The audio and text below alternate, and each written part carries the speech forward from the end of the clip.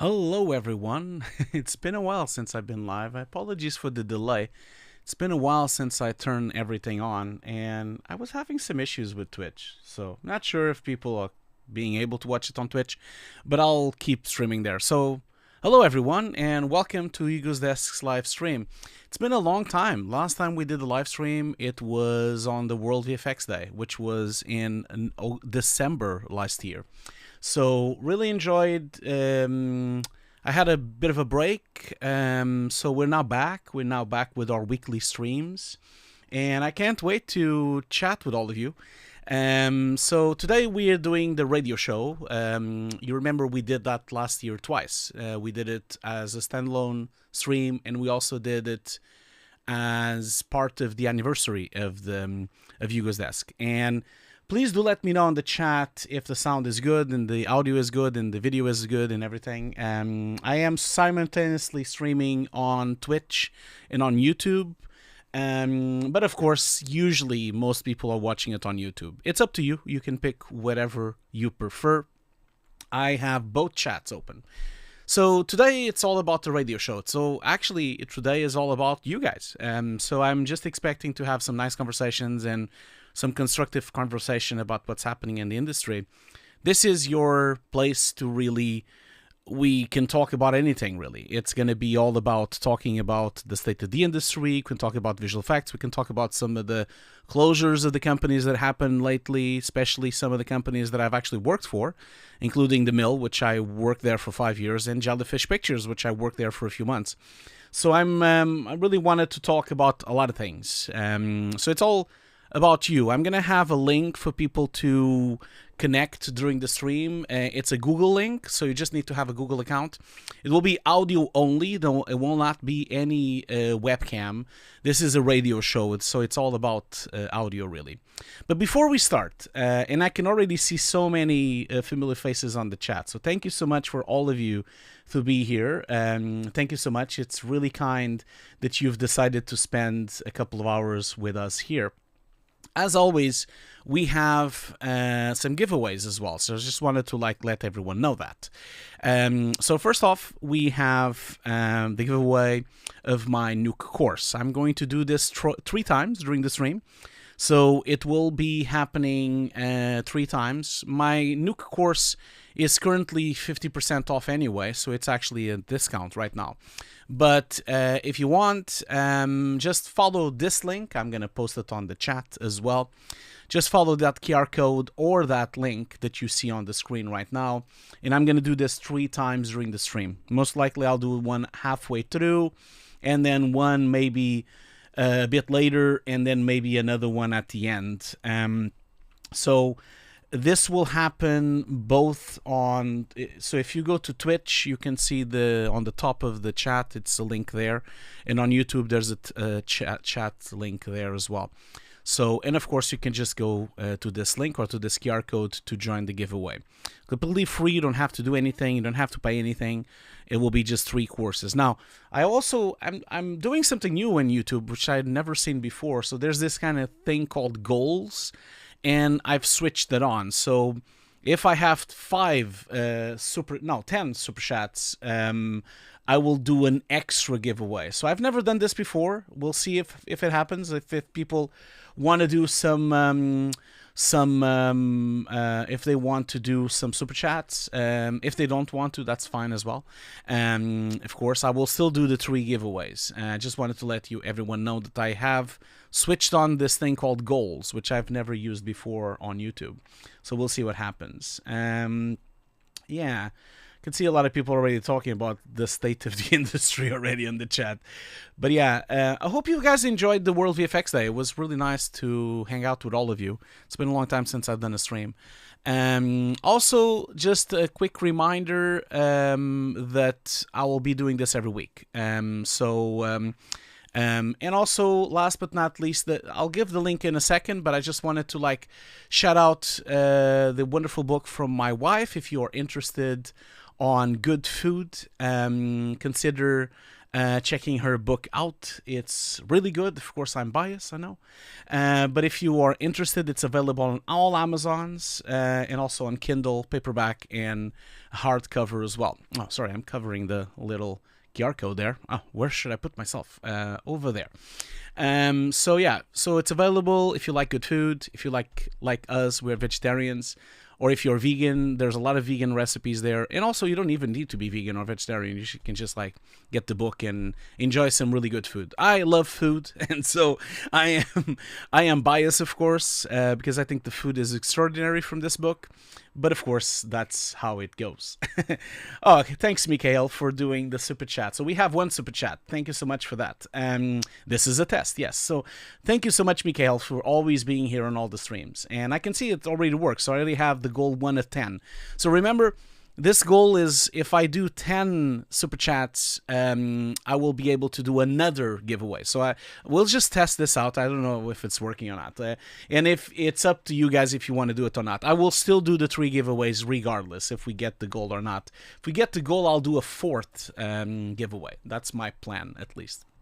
Anyway, let's just start the show, really. I'll keep telling you guys about the giveaway during the stream as I usually do. But today is all about people talking and people connecting. I really want this to be a safe space for everyone, and I want for it to be like a radio show. I want constructive conversation. Please be nice. Please be nice, and I'll be nice to you as well. This is really a place for everyone from every place of the world, any location, any level to contact and to talk about the industry in general.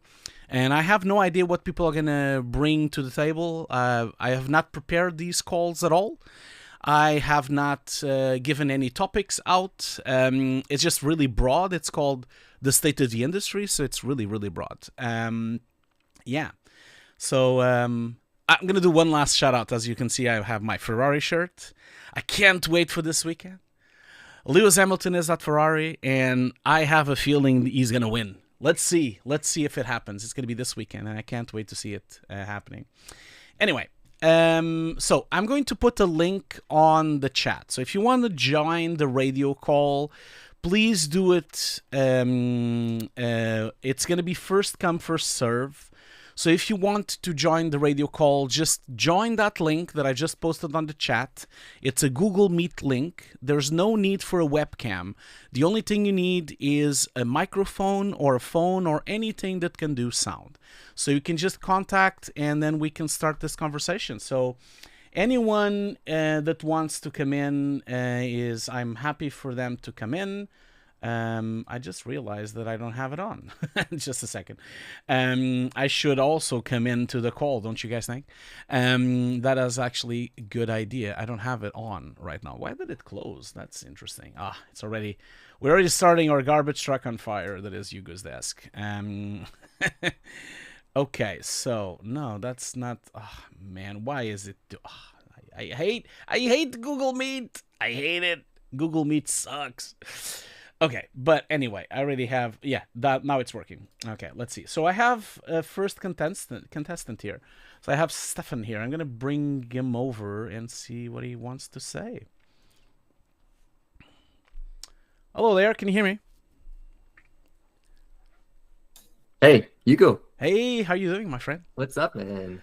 I can hear you, yeah. Yeah. Can you hear me too? Yeah, and everyone can hear you as well, by the way. Nice. So, yeah, good. Thank you so much for contact. It's been a while since I've spoken with you. I think it was the last radio show that we spoken. So Yeah, exactly, yeah. How you Last doing, time How you doing, my friend?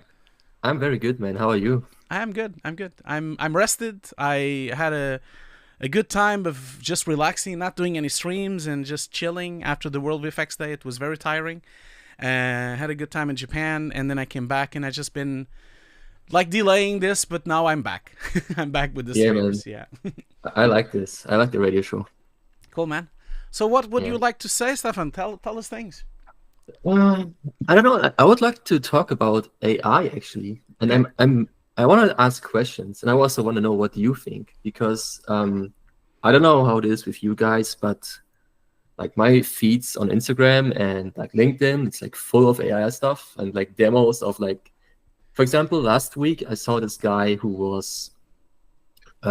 he was like filming himself with a webcam. He was like performing something, I don't know, like speaking, like moving his hands, and his animations were transferred to a girl that was like barely 18 or so. And I'm just wondering, like, who asked for this? You know, who asked for these things, and what is it good for? Because if you think further than this, right, it will be abused so much, and there's no regulation for this. Like the news and everything will be just full of fake stuff, and I just don't know why. Like, what? Who asked for this? You know? Yeah, I know what you mean. I don't even understand why this is even happening. I have no Yeah. idea. No one has ever asked for. Let me put it this way: we Yeah. never had lack of artists, ever.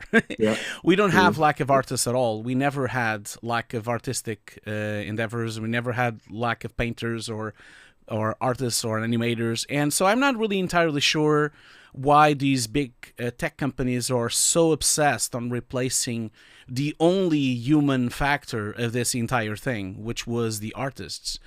Yeah. And I can see that it's really about profitability. It's about like making as much money as possible, because in reality, unfortunately, there's a lot of people that like AI and a lot of people that really enjoy watching these things. A lot of the people that really like AI content that has been made lately is people that really never did content anyway. And so, for them, Yeah. it's easy to just judge because they don't really understand it or they don't really care about it anyway.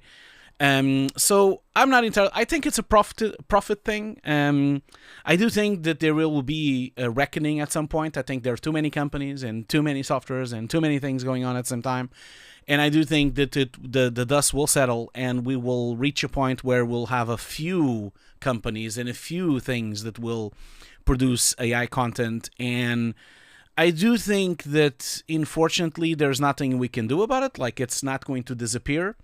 It's not going to go away. Yeah. We are going to have to learn to deal with it and to really like either use it or at least like make flag of it if it's stealing content or if it's not doing the ethical AI development that should be happening on most of these companies. So I think Yeah. it's really up to us for putting our step or foot down. And in reality, I feel that this is an opportunity for us as artists to become even more creative and even create even more things and create even more different approaches to do art and to do creative projects. That's my feeling, at least. Of course, I don't know what's going to happen, but we've had this kind of crossroads before in the world where I know it's not the same, but we've also had the moment where photography kind of basically overnight destroyed the painting world Yeah.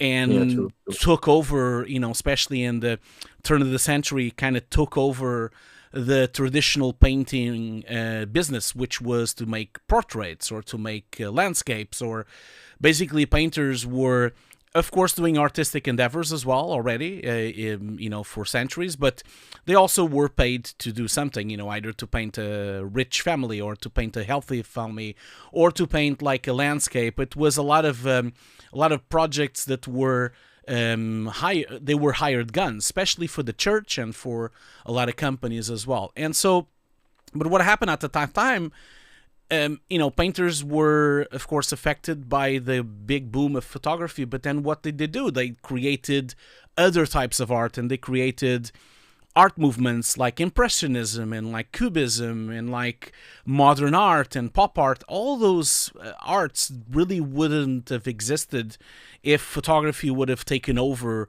the business of painting. So I'm hopeful as someone that studies art and that has an art degree, and Yeah. fortunately I know a lot about this, and I'm hopeful that this will bring a new era of creative work, a new era of other type of work. But of course, along the way, there will be a lot of people out of their jobs and a lot of people that will try to recalibrate and try to find a way. Some people will be lost in the middle of all this for sure. Like at that time, a lot of painters lost their jobs and never came back. So I do think people need to start getting used to the fact that AI is not going anywhere, but it is up to us to make checks to it, to make sure it's being used ethically, to join forces and try to fight it out with our own art. And I do think it's possible. And I see a world where we have projects that have a label saying no AI was used on this film. And in fact, we've seen this before. Like just recently, I went to the cinema to see this horror movie with Hugh Grant called Heretic, and at the end of the titles of the credits, there was a label there saying no generative AI was used on this film. And so it could be that we start having this kind of projects that never use this, and they become more artisan, really, you know. But I'm talking too much. Sorry. Tell me what you think about this. No, I agree, and I just hope it's more like you said, it's gonna be more of a tool, rather than fully replacing everybody, you know. Yeah. And I also think it's the wrong approach when it comes to reducing prices, because I don't think that VFX takes is the major costs in making films, for example, right? Yeah. No, at all. No, the actors are but they are exactly. But they are also on the firing line, to be honest. Like, because they could be very easily replaced as well. So, you know, exactly. So why would you pay somebody like The Rock like $30 million? You know, when like let's say I did some research for this Red Notice movie, and I think The Rock's like the overall budget was like 150 or so. Yeah. And The Rock got paid like 30 million, or I don't even know how much it was. And this was just one of the main actors, right? There's like 2 or 3 more like major names, and I don't know why they keep paying. I know these it happens. happens All the time. So rich, we just saw the Russo brothers just launched a movie on Netflix, which apparently costed 300 million, and it was a major flop. And those 300 millions would have been able to create probably 50 or 100 movies at the same level of 20 or 10 million dollars that would be cost. But I think I do think they're also on the fire line. Of course, they have more protections because they have unions, and they dealt with a lot of this during the strikes, and so, which is really, it's unfortunate that we didn't really join together and unionize as a whole, as a creative industry, because I do think it's a bit too late now, and I think unionizing now is, I hope still people consider unionizing and making a stand, but it's starting to look like that ship has sailed because now with the advent of AI and generative art, kind of looks to me like if we would strike, they would just accelerate the development of those tools and even become even worse, the outcome. So I don't know. I also do think that people need to be very conscious that what happens in social media sometimes is not really what's happening in true life. Like we have all these tech bros talking all the time about AI and about generative AI, how good it is, and we see all these posts, and I know what you mean. My Instagram is invaded by this, my LinkedIn page is invaded by this, I can't even go to Facebook anymore. I gave up. So I just stopped blocking these people on LinkedIn.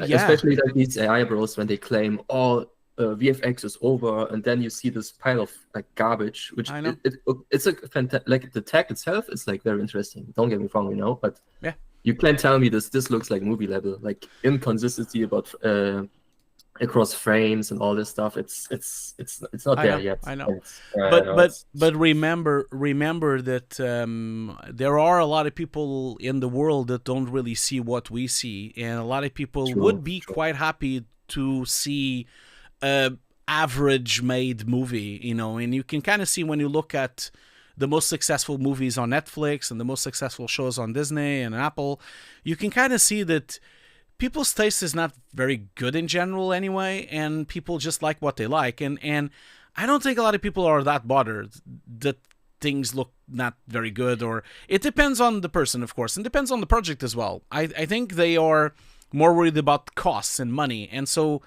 although I think the streaming giants, if they really want to consider replacing everything with AI and do everything with AI, they're gonna botch it, because they are not going to lower the prices, because they're just gonna want all the profit, and so it's going to affect them in a different way, because they're gonna be really greedy. They're gonna want to do all of it in AI, get all the money, and then not lower the fees and the subscription fees, and then people are gonna turn on them, and so as it already kind of happens with people really not enjoying the increases on prices on Netflix and the increases prices on Disney Plus. So it's complicated. It's really complicated. Yeah, I think it's both. It's the quality and the price, because I don't think people would complain like much if the quality of the shows like are really getting higher and higher, you know, like unique stories, unique visual effects, like finished VFX and all that stuff. But I don't think that's the case, especially with Netflix. They're just more for like quantity versus quality, you know. So yeah, absolutely. I think it's a complicated question. I don't have an answer, but as I said, like, I think social media is sometimes not real life. And when I look around at, when I talk with industry and I talk with people working and the films that come out, there is still a very thriving industry that still works. I know that we've been quite shocked by Technicolor's closer and The Mill and MPC and also Jellyfish now the last few days. And I know we're all very shocked about that, but I don't believe that was because of AI. I've worked on those companies. No, it's not. No, it's for sure not. It's not. I've worked at the Mill. I worked at the Mill for 5 years. The Mill was not very well managed, and so though Technicolor was always, everyone that is on the chat, if anyone has worked at MPC, they will probably tell me that they hated it. And every time I talk with people talking about MPC, and no disrespect, I mean, I really like, I am so sad that people lost their jobs, and I'm so sad that it happened how it happened. But the writing was on the wall. Those companies were not operating correctly, and they were running too small profits, and they were running a bidding war to the bottom, and was badly managed, and they were really overworking their artists. And I just feel that those companies don't really have a space or a place anymore. That's how I feel. I agree. Yeah, and someone on the chat is mentioning Scanline as well. Yeah, of course, I forgot about Scanline.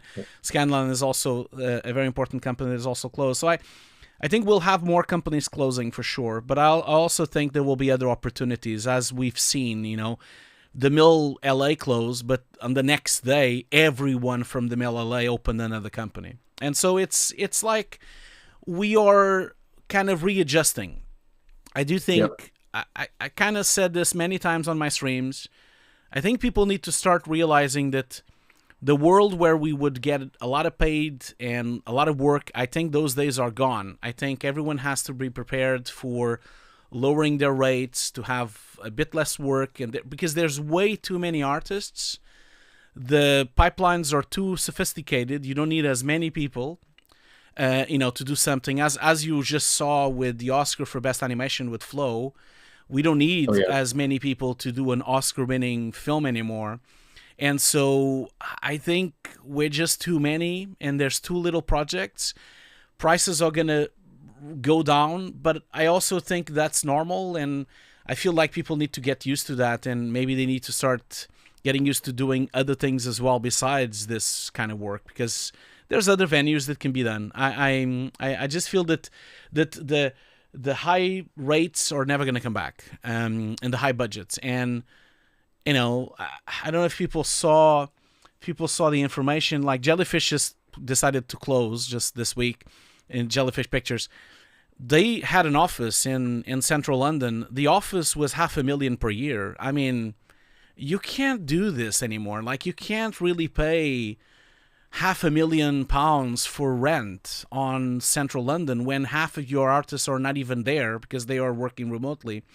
So this is really, we need to rearrange how the industry works, because it's these high costs and or just not going to be possible to continue with the productions we have now. Yeah, I agree. But also on the other side, it's a good thing that like all this stuff becomes more accessible. Yeah. For example, when you're a filmmaker, and a few years ago you were not able to shoot anamorphic because the lenses were so expensive.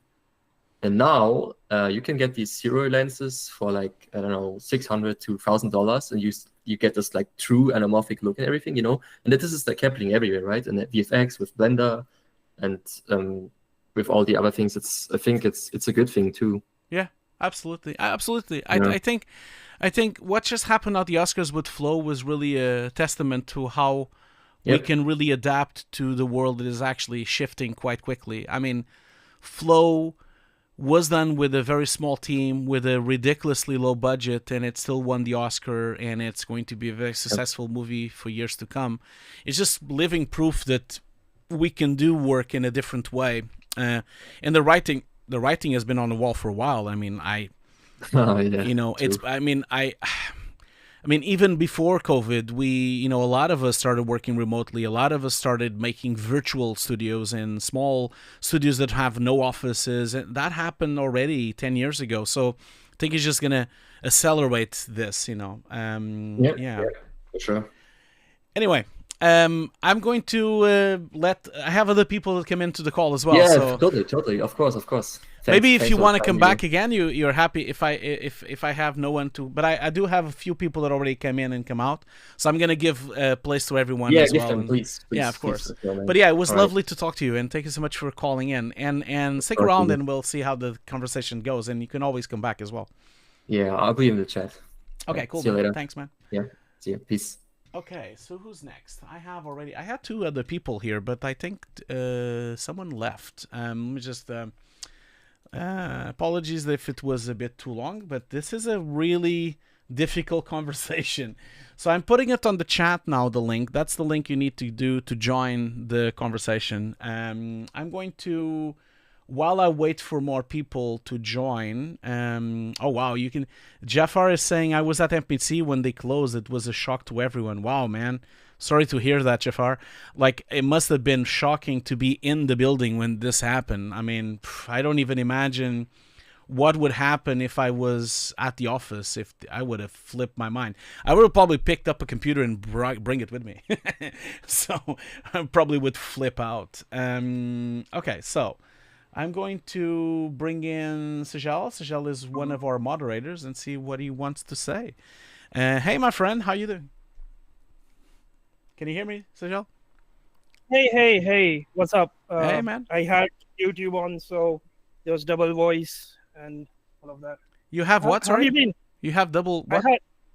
I had sound loop happening at my end because I had YouTube on, and I just... Oh, okay. But it's not sound looping for people on the chat. Yeah. It's not on the stream, is it? Guys, is it? No. Okay. No, it was at my end for a while. Okay, cool. It's okay. How are you doing, my friend? Thank you so much for calling in. And what would you like to say? So, studio situation, it had been coming anyways. Even me, it's funny, like how I used to say, like I've been out of job for almost 8 months now. Yeah. Which is really brutal. I mean, I had small gigs here and there. Not enough to pay the bills. So, yeah, chewing into the savings and whatnot. But anyways, main thing being... so I was supposed to have a job this coming weekend, and going back to AI thing, like it's getting so worse. Like my friends who are DOPs, they are complaining about that because they are showing clients and getting approvals on things which cannot be made. It's practically impossible to shoot that, right? God. And again, like how Stefan was saying that they'll pay ridiculous amounts to celebrities. So for this TV commercial, apparently we are approximating that the main celeb, he's a cricketer. Cricket is big like football over here in India, right? Yeah. So this, I won't name names, but this guy would have earned like 300 to 400,000 pounds worth of money just for a few hours. Yeah. And for VFX budget, they had, when I said like you should be looking at aiming at 50 to 60 to make it professional, like they had very sci-fi alien worlds and environments and whatnot, right? I said like this is what you should target for. They didn't even have 10 grand. Oh my God. And I was like, yeah. And I was Christ. getting recruited to make sure to do VFX supervision in a way that we can keep the cost really, really, really down. And they had generated few things in AI. And I mean, I was kind of feeling bad as well, like, because if any changes client asks, the only thing that studio could say was no, because uh, they can't. They can't make those specific changes. And yeah, but I don't know, something transpired and the whole show got canceled. So that job is also gone. So yeah, I've been seeing this more and more. Few months back, there was something called Kumbh Mela in India. Again, like a big brand company came with a lemon drink where there's a river, a hand goes in, picks it up, and then there's a girl who takes a sip. They can't get the hands right, and they wanted a girl in real life, and they wanted to make the whole film within 2 weeks. I was like, that's not possible. Like, do it in AI if you can. So AI is setting wrong expectations as well, because marketers think, because mostly marketing people have started using AI, and having access to that has its downside, where people don't appreciate or don't even understand the kind of work that goes into getting a fully finished CG product or VFX product, you know? Yeah. Yeah, So, I know what you mean, Sajal, but that's why I wanted to have this call as well, and I wanted to talk with everyone and really see the pulse of the industry, because I don't really see any way out. Like, to be honest, like, I yeah, don't really see how we're gonna get back, because these marketing people, these studios, they're not gonna really change their minds. Now they are gonna do this thing with AI, and they're just gonna do it like this. And there's no way you can bring the genie back out of the bottle. You know, there's just no way. Like things are never gonna. Oh, wait a minute. I think I lost my connection. Just a second. I can hear you. No, you can hear me, but I Oh, no, lost my chat. Just give me a second. I think it's because the network just had a glitch. Just give me a second. Apologies. yeah, yeah. Here you go. Now I have it here. So pop out. Why did you close on me? Don't do this to me. Okay, so now it's back. So yeah, as I was saying, I think the genie can't really come back to the bottle. We are now on a place where people are just going to use those tools, and the expectations are just going to be unfulfilled. Especially the example you just gave me with the OPs. Yeah, I've heard this as well. I've heard people complaining about this, that they can't shoot what people put on their animatics. I think we can't do much about this except just keep forcing and telling our clients that this is not possible. We need more money. We need more money. The only really way out of this is for us somehow to join forces on each country. There is no other way. It's for people to actually unionize and people to actually get stronger by getting together inside each company, in each country. And then each country has to get together with all the other countries as well. There's no other way. I just don't feel like none of these companies, the tech giants, the clients, the marketing companies, the film studios, they're not going to help us, because they think we're completely replaceable. They don't really care about any of us. We've seen this for decades now. Every time we have the Oscars, every time we see the behind the scenes, every time we see the no CGI conversation, they do not care about us at all. There's no Yeah, way we can go back to. They yeah, I will agree. never. Like, They will never care. You know.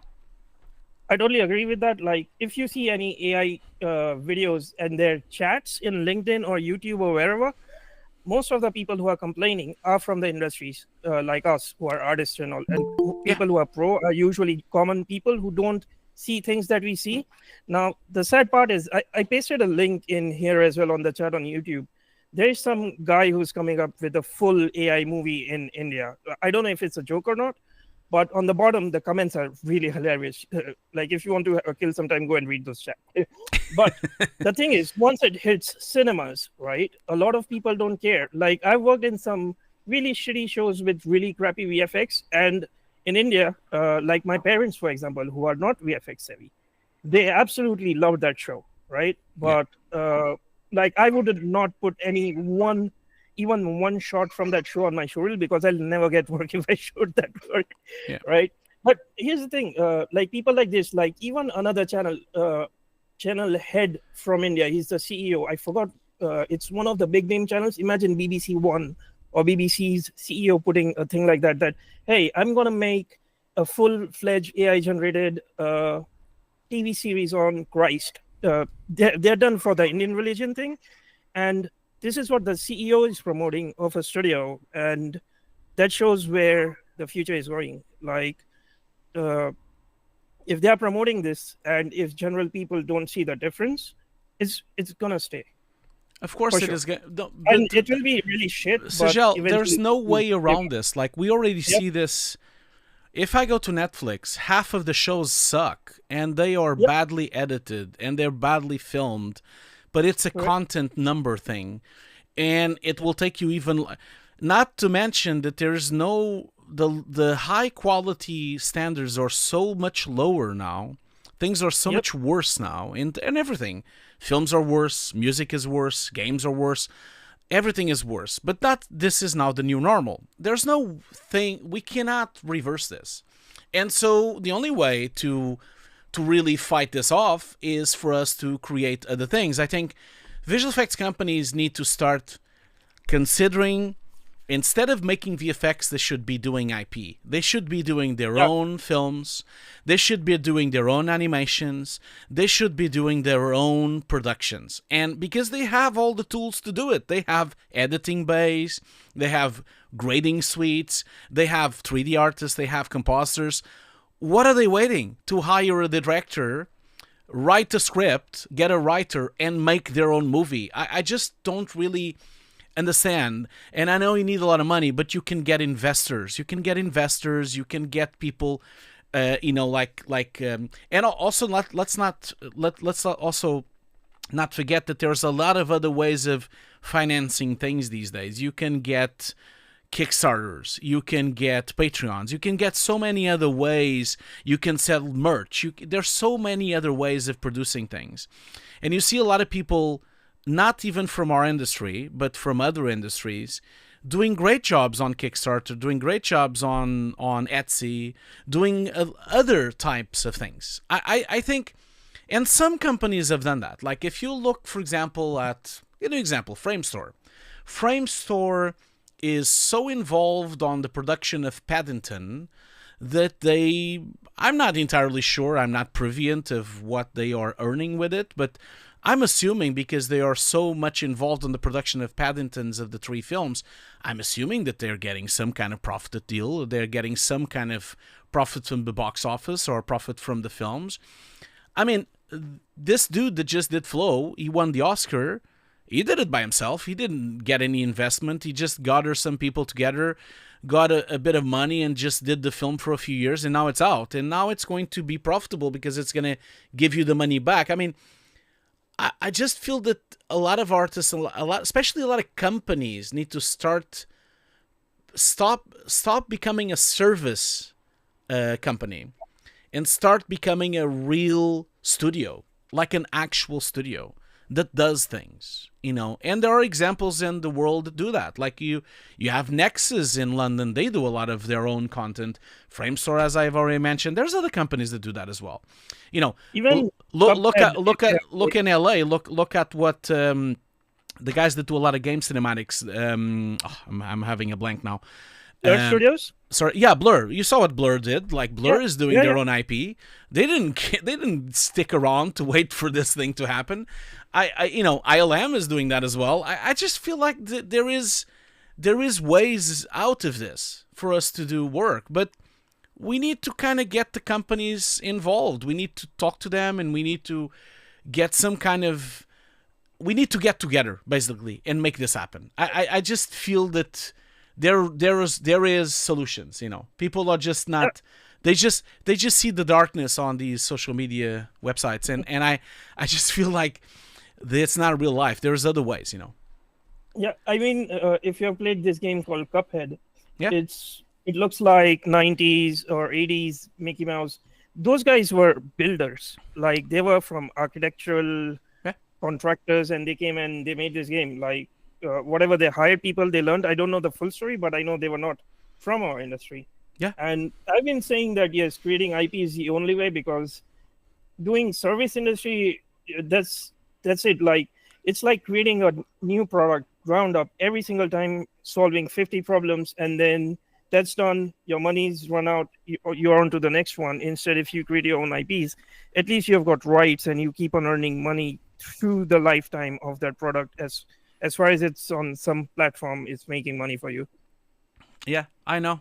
I know what you mean. I know what you mean. And I know a lot of people have tried these things, and some people have failed. I know of a lot of artists that I've met that have failed on Kickstarter, and they failed on Patreon, they failed on Etsy. They failed trying to get the money going to do certain projects, but that should not stop them. If you get one failure to try to bring something together, just move on to the next one. There will Yep. be other things that can be done, and the world has changed. I mean,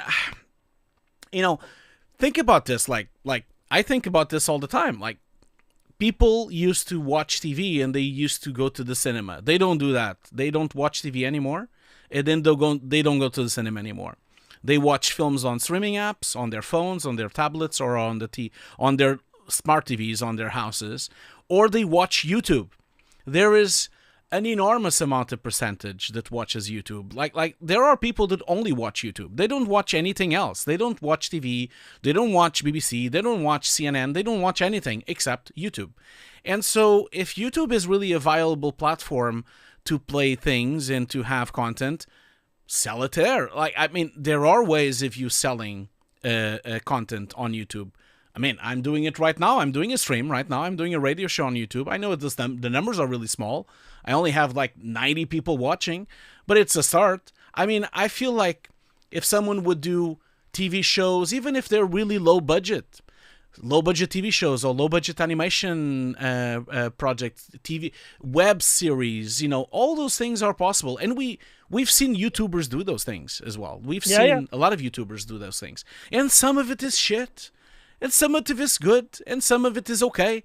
But we could get there. We could start producing content for other platforms instead of just going into this churn factory, which is these visual effects companies that are just really, they're just like factories. They are really literally like the Industrial Revolution's 19th century factory. You go in 9 to 5 and you just do factory work the whole day. Most of these companies are like that, and they're just spitting out artists left and center. I as I said many times on this show, I don't have answers. This is for us all to talk. There are a lot of more smarter people than me that can figure this out. But I'm sure we can figure something out. I can't believe that we can't do anything. Like, what, we just gonna give up? Like, we can't just give up. I mean, there's certainly something we can do about it. There's certainly something we can fight against all of this and make higher content, and higher quality content. I just feel that these productions are bloated. They're too expensive. I'm sure we've all been there watching a show, looking at it and think, shit, man, I think if I would gather 10 other people, I probably could do better than this. Like, many of us have been there watching something and like, shit, man, this sucks. We could probably do this better. Like, why is it on TV? Why is it on the streaming app? Why is it even here? Like, I don't know. I feel that a lot while watching a lot of films, thinking I can do it better. Yeah. But the thing is, like, even to make a short film, I can't ask everyone to work for free. And even if someone does, right?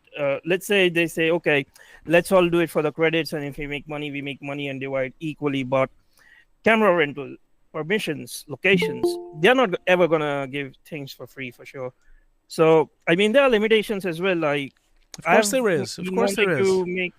But you have other ways of doing it. You can use Unreal, which is free. You can do it all in CG. You don't even need to film anything. Or even if you need to film anything, just film it yourself. Everyone can start small. One small idea, one small short film, one small thing with only 2 or 3 people. it's not even that expensive. You can pay, a reasonable amount of money to a theater actor to do something. They need work as well. I just feel that there's always ways. I don't know. Like I mean, I've been lucky enough where actors and DOP and a lot of people have agreed to do it for free. yeah. But the thing is, the location and equipment cost is still too high.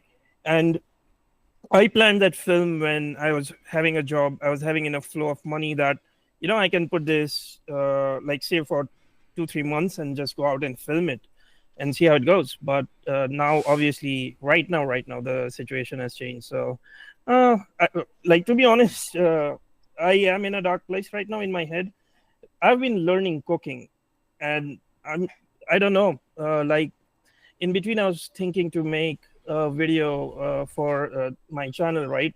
Like a small tutorial, and then I was thinking that is this even worth it? Because some poor kid might get inspired by something, not my channel, anyone's channel, then come into this industry. And the way it's going down right now, is it even ethically right to inspire or teach someone these things?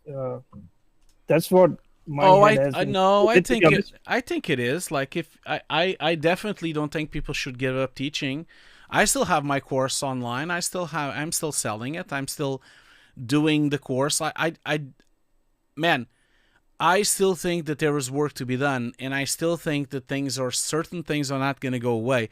We are still going to have compositing in 3D and CG and in animation for a while, even if AI replaces it, or even if AI keeps chipping away out of it. Maybe it's time for us to use those tools as well. I mean, I just feel like Yeah.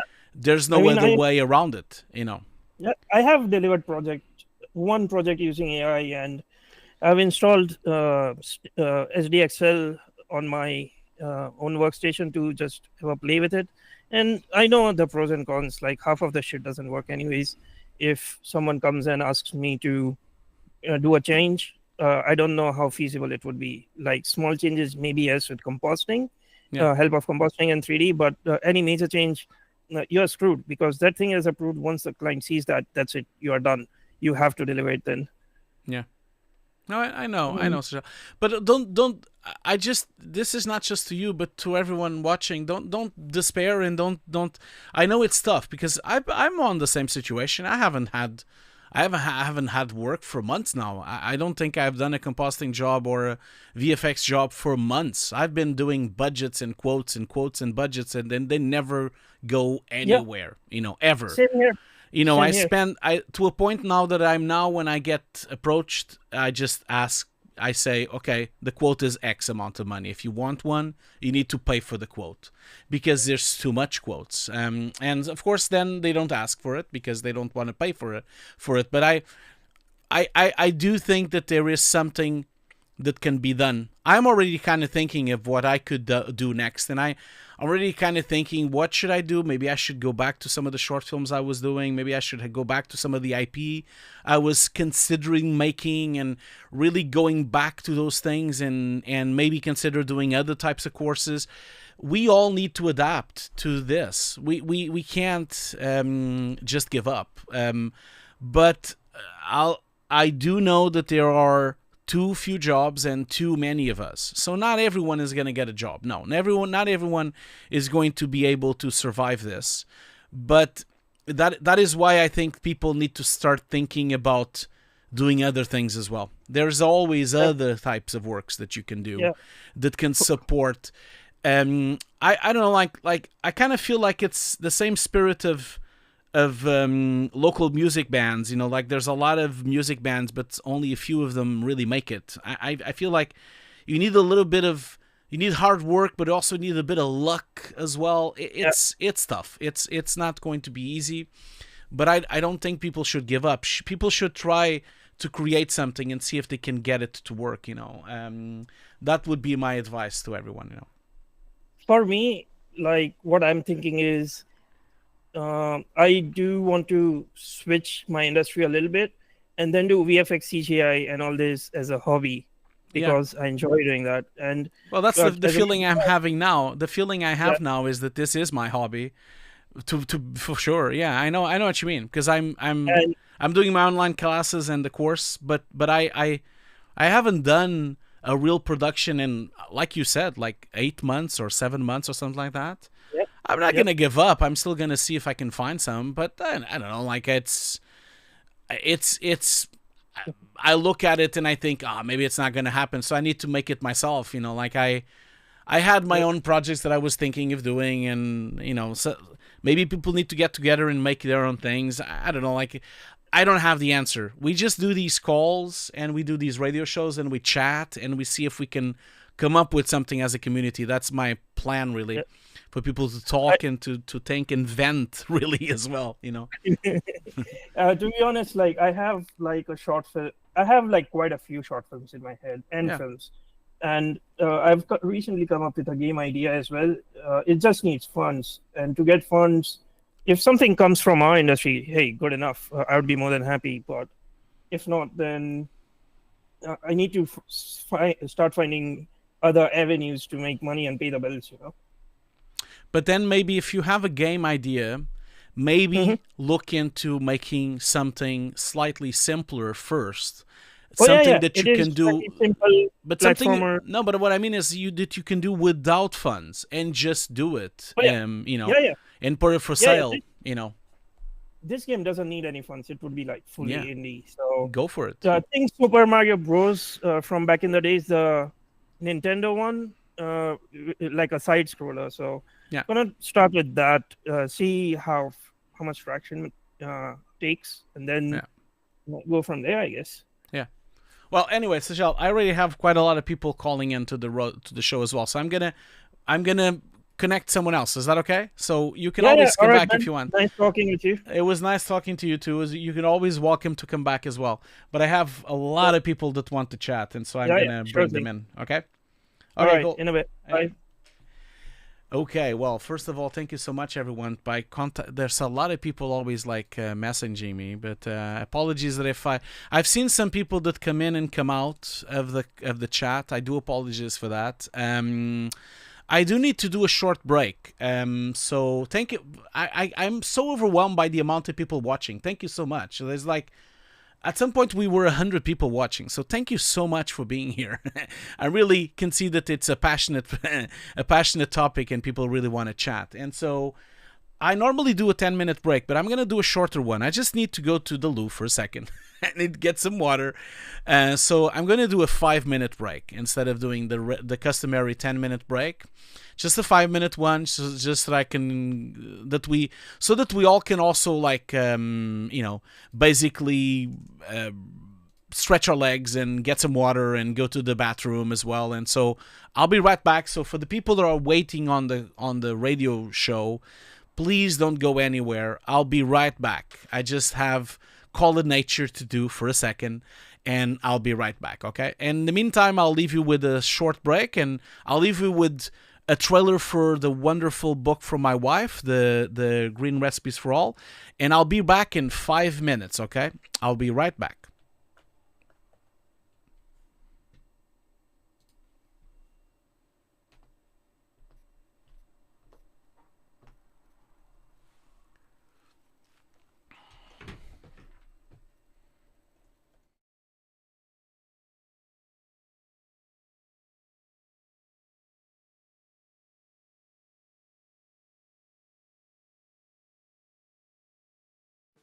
Hello everyone! I'm super excited to give you a glimpse of my first cookbook, Green Recipes for All, featuring over 50 dishes inspired by amazing Mediterranean food. Inside, you can find recipes made with a variety of fresh, healthy, and versatile ingredients and popular plant-based products. These are great choices whether you already follow a plant-based diet or simply wish to cook a few weekly meat-free meals to reduce your overall meat consumption. In the book, you'll find a wide range of new and exclusive recipes, from soups and big salads to main courses and desserts, as well as some of the most popular recipes here on my channel, such as the perfectly cooked non-stick rice or the tabbouleh-style bulgur and mixed bean salad. Not forgetting a new version of the delicious tofu chocolate mousse. So, if you'd like to have a look at my book and try some of the recipes, just visit any Amazon marketplace and order a copy, which is available in hardcover, paperback, or digital formats. Hope you enjoyed the book, have fun cooking, and see you next time.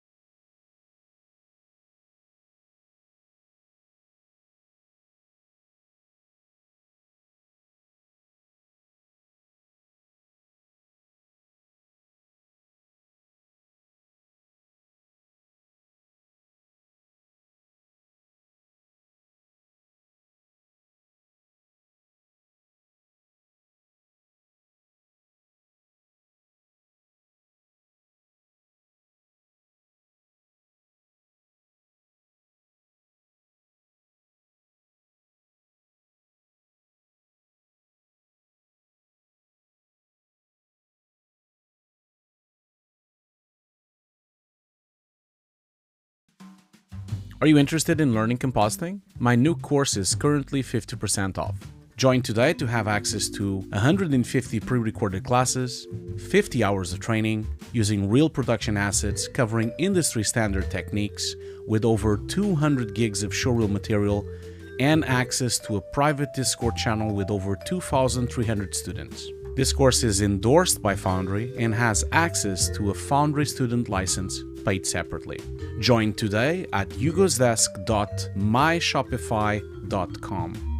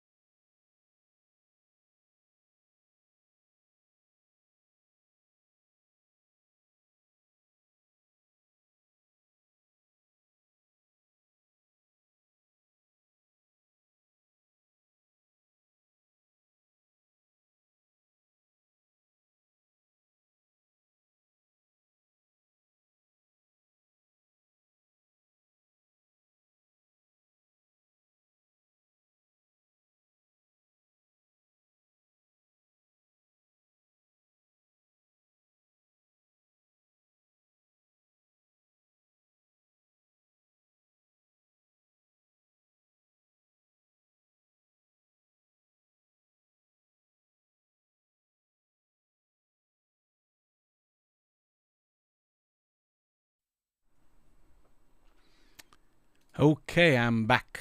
As promised, only 5 minutes. I have so many people wanted to talk. I'm gonna do my green cola moment as usual. I'm really thirsty. It's quite warm on the office now, so let's just hear this out. As I always say, I'm not sponsored by Green Cola. I wish I was, especially now. I forgot to mention I've actually lost all the sponsors as well. So the only sponsor left is BankU, so everything else is kind of like a bit lost. So especially the podcast, and so I wish Green Cola was sponsoring the show, but probably not. I need to contact them and see. Sajal, thank you so much for joining, and yeah, if we're still going, you're free to come in, of course. Okay, so really quick as well, just before we continue with the next call. I'm just going to put, as I did before. Where is it? It's here. Yeah, so that would be that. So if you guys want to be part of the giveaway, that's the link. I'll put the chat. I'll put the link on the chat as well. So let's see here. Where is it? Okay. So the chat is, where's the chat? There you go. No, BenQ is still with me. BenQ is still with me. I kind of like, we lost the sponsors on the podcast, Mikhail. So the VFX Notes podcast has lost the sponsors. We used to have Action VFX and we used to have F-Track. We lost those, unfortunately. Foundry, I'm still I think they're going to continue, but I'm not entirely sure. We'll see how it goes. I hope they do. I'm still kind of chatting with them. At least they're supporting by giving me the giveaway of the course. At least, I can still give away the Nuke license. So that's still happening. So yeah, it's been tough for everyone. YouTubers are also feeling the brunt as well of tech companies trying to optimize profits. I guess that's what they usually do. Anyway, I have quite a few people lined up to join. I don't remember which one was first, but I think Mikhail was first. So I'm going to bring them in before, and then maybe Boris after. So stick around, Boris, just for a second. I'm going to bring Mikhail because I think Mikhail was first. And of course, if anyone wants to join the radio call, it's first come, first serve. I do apologize that I don't really have I don't have a waiting room, really. You can just stick around on the link and I can just... well, there is a waiting room. You can just wait there on the link and then I can bring you in. But yeah, I'm going to bring in Mikhail and see... Hey, Mikhail, how are you doing? Can you hear me? Yeah, I'm here. Hey, man. How are you? I'm very good. I'm very good, thank you. So how are you doing, my friend? I wish I could say I'm doing great, but as the topic of the day says that I think we all everyone is doing. I think no one is doing great at this moment. But hey, we're all together in this thing. But yeah, what would you like to say? I can see Boris already saying that you can wait a little bit longer. Thank you so much, Boris, for saying that. So I'll bring you in a couple of minutes. Mikhail, what would you like to talk about? Yeah, I was listing the themes to talk about, the questions that surfaced for me. Of course, I would like to start maybe with AI tools. Mm-hmm.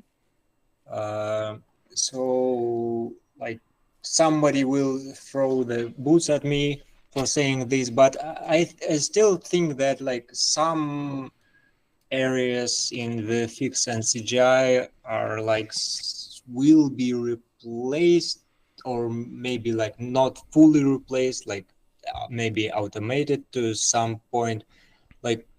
I can say for me, for example, I'm trying to do several personal projects right now, 2 short movies, game stuff and else. And I have quite a problem with one area, for example with Roto. Mm-hmm.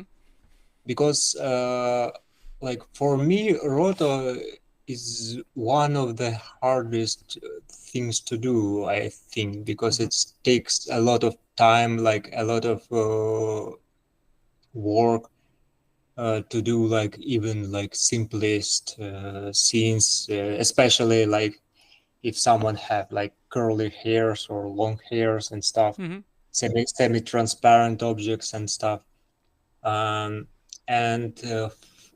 for my small personal projects, to ask someone to do Roto, it's either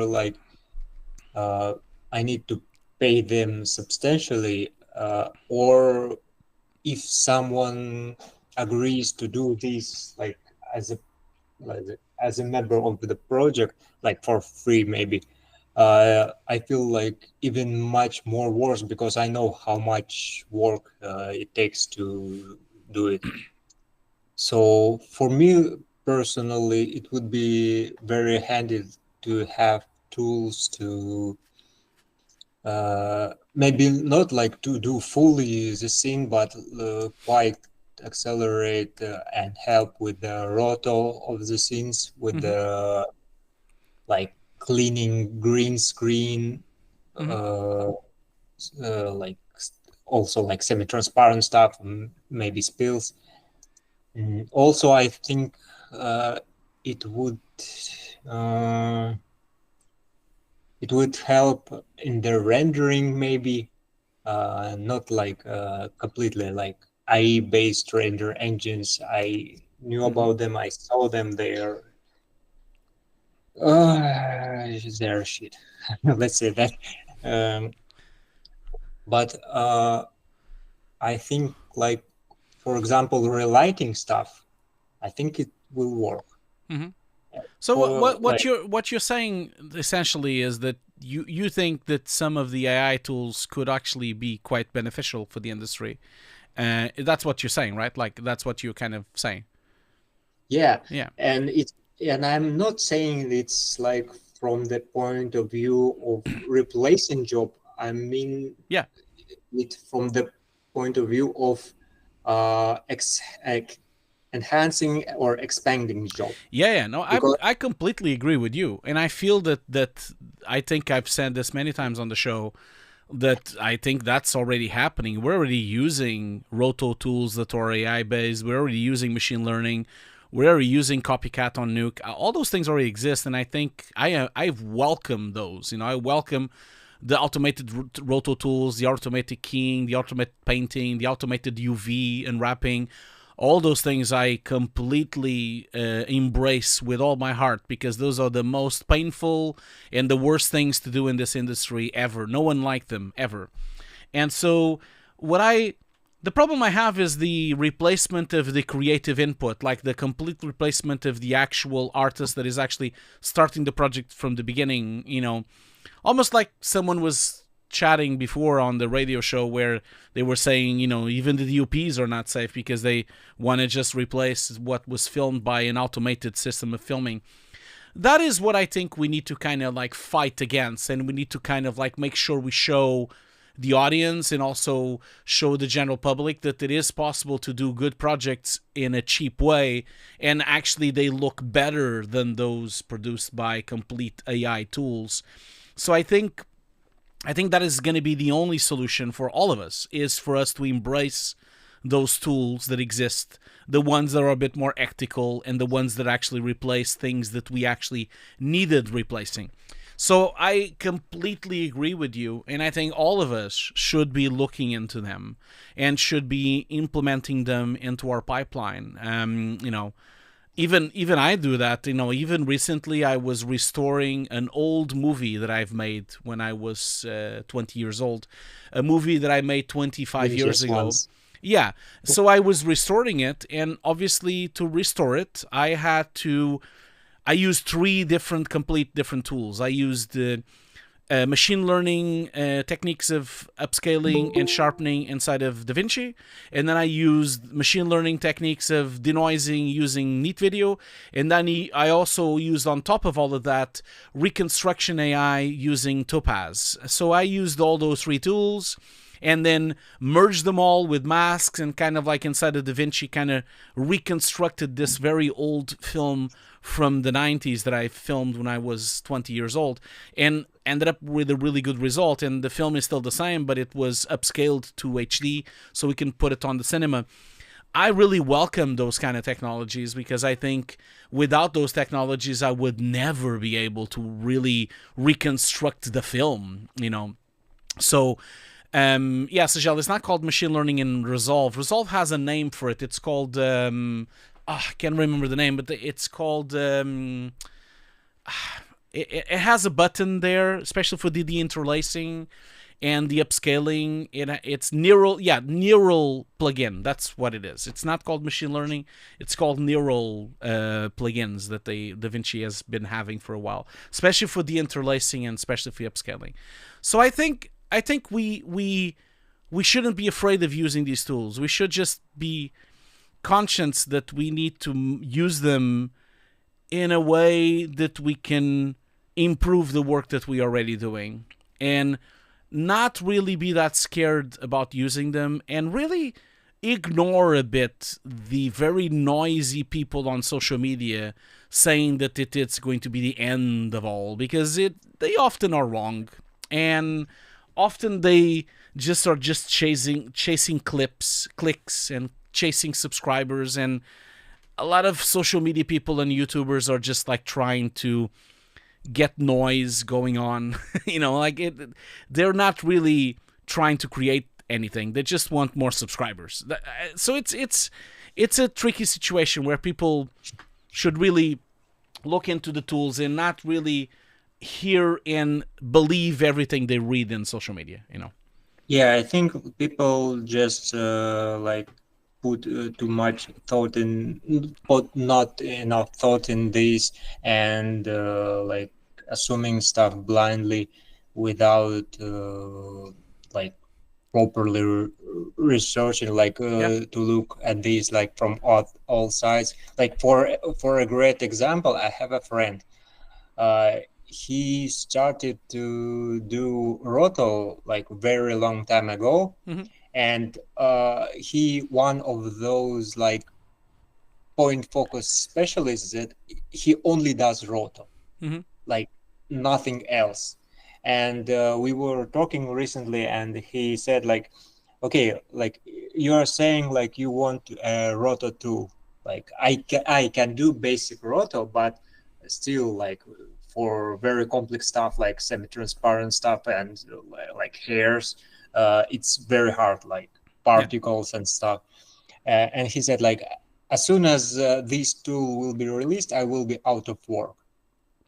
And I told him like, no, you still can do roto using these tools. Yeah, and work from there. Yeah, exactly. You can probably do more roto. You can probably do a lot more shots because you can use them to help him.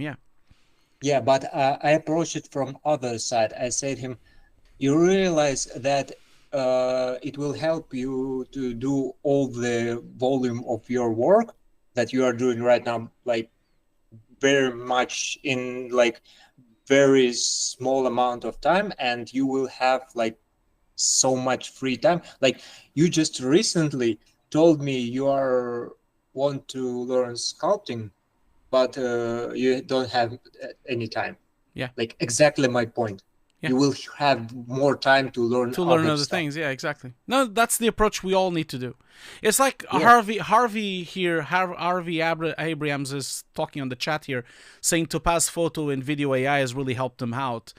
Yeah, Topaz AI and Topaz Photo is amazing, especially if you need to like upscale renders and upscale images and pick up like low resolution stock footage and really upscale it and work. I mean, it's amazing what they are doing at Topaz. It's not perfect, and it still needs a lot of work for it to really work, and it still needs a lot of adjustment. I mean, all these tools, I still comp on top of them, and I still paint on top of them, and I still have to color correct them and still readjust them. Sometimes they don't work, like recently I was using this neural tool that DaVinci has that automatically detects all the cuts. So if you have a long film that has been shot on rendered somewhere else and you want it to find the cuts automatically, it supposedly finds it. It failed miserably, the AI version of that thing, and I had to still do it by hand. So some of the tools work and some of the tools don't. Some of them end up making you waste more time and actually having to do more work than you were expecting, especially those auto tools, the doing cutting, and especially the ones for audio where they are supposed to remove the voices and remove a lot of those tools are really not really working. And so it's a hit and miss, and we all need to just use them and use them together with other software. I think that's the only way, really.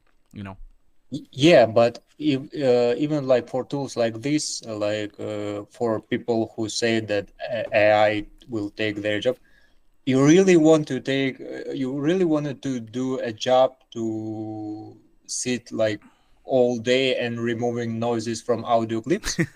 No. Like, no, I don't think. Yeah, I think people really should reconsider. I know what you mean. People need to consider also what they're really asking for. I know what you mean. Yeah, Yeah, exactly. yeah, and also like for example, maybe I already told about this, that like when factories started to automating like car manufacturing, like assemblies, like people start to scream about like, oh, these machines will take our jobs. No, they will free you to learn other stuff.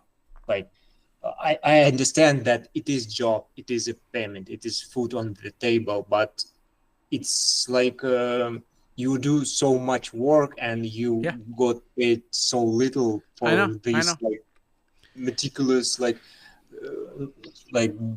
blinding work. I know. So why And don't you like learn more stuff? let's be honest, like there are still to this day Ferraris and Lamborghinis and Rolls Royce are still made by hand. So you still have an industry that still does manual labor if it has to be done in a premium or it has to be done in a higher quality.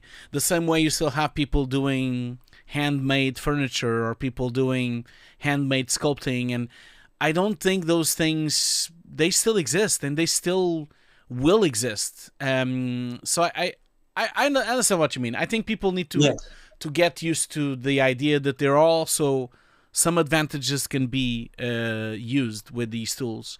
And I know yeah, everyone is in a very dark place, but the darkness is coming from the lack of work, and I think that's something a bit different. And I feel like these companies that are now closing, they closed for some other reasons. It was not this reason, because AI is still not ready for prime consumption of motion pictures, and so the films are not entirely being done by AI anyway.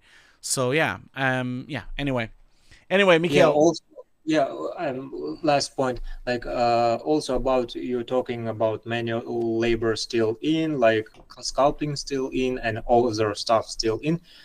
But they are still in right now because people want to do this. They want to make handmade machines, like compared to previously way when they had to do this Yeah, because they didn't have any other way. I know what you mean.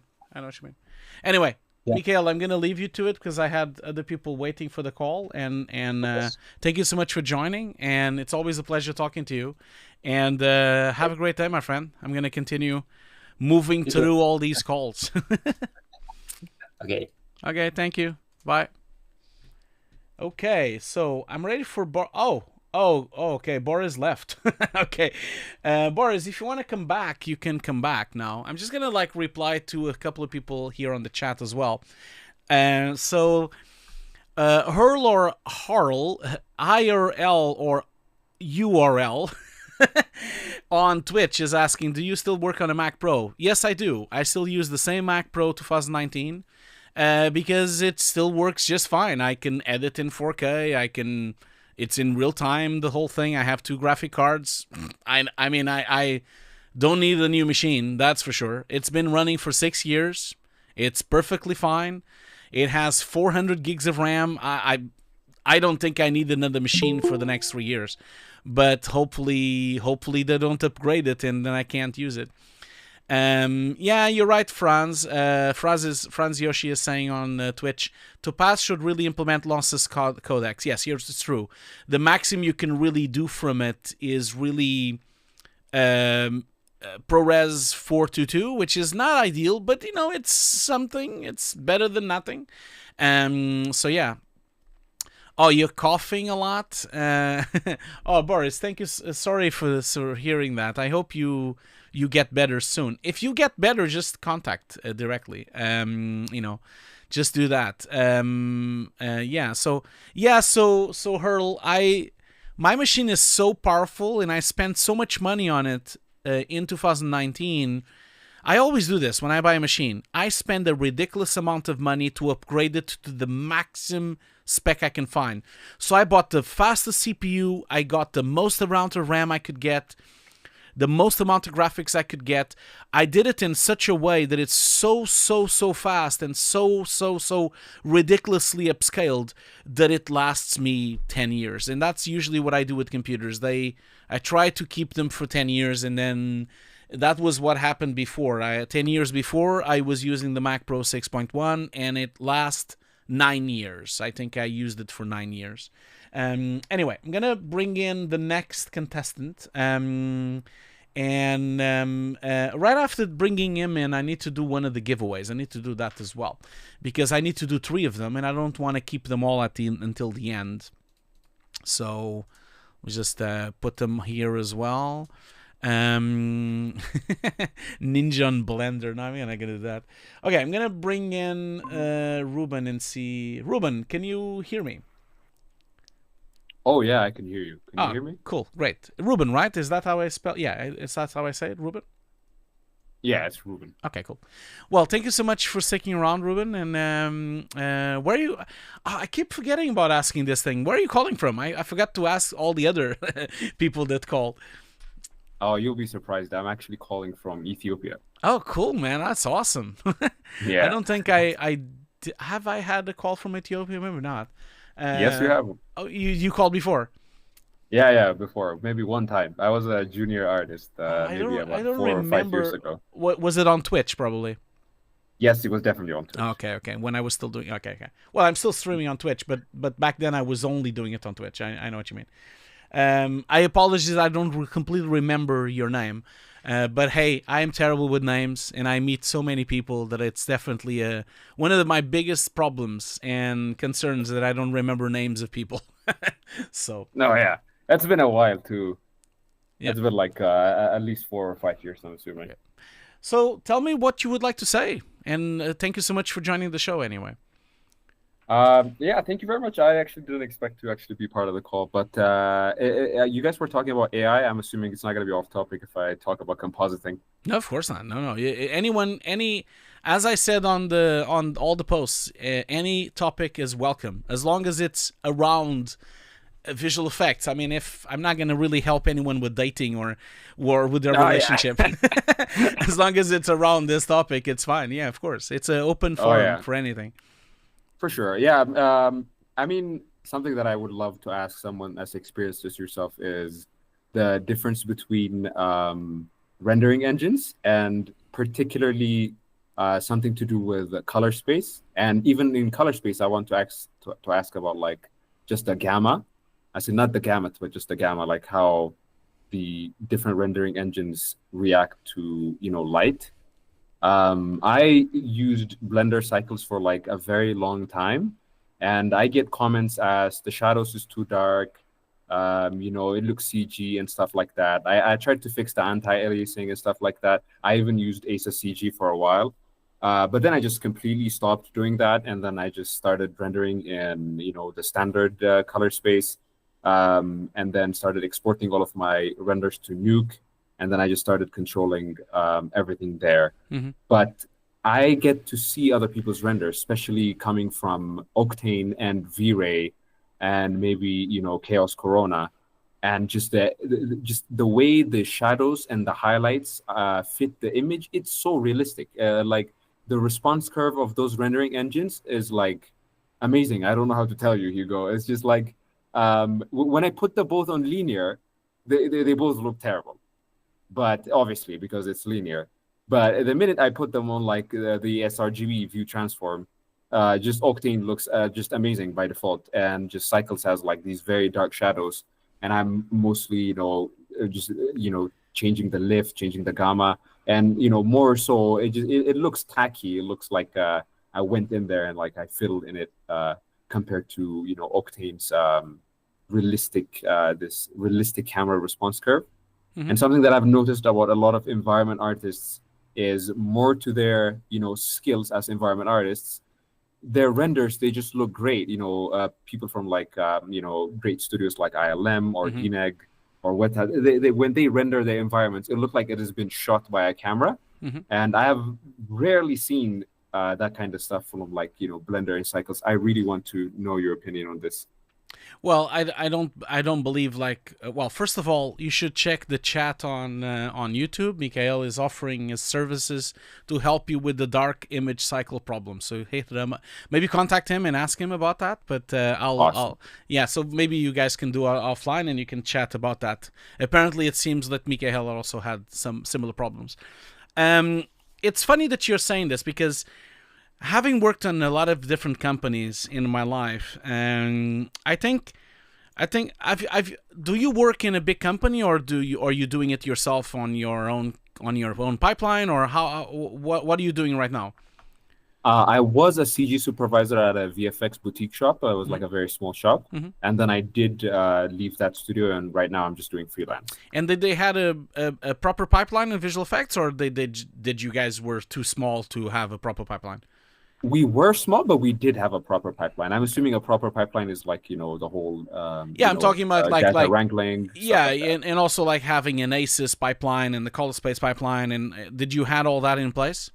Yes, as a VFX boutique shop, yeah, we did have ACES. We actually had to use ACES because we were dealing with a lot of footage. But as a CG artist, I didn't use ACES. I don't use it. Were you experiencing the same problems with the darkness of cycles at the time when on that boutique shop as well? Yes. Okay. I do render it in ACES CG, and like I think ACES is like really dark by default. Like ACES CG is actually very dark, unless you actually go in there and then do the display transforms at the end.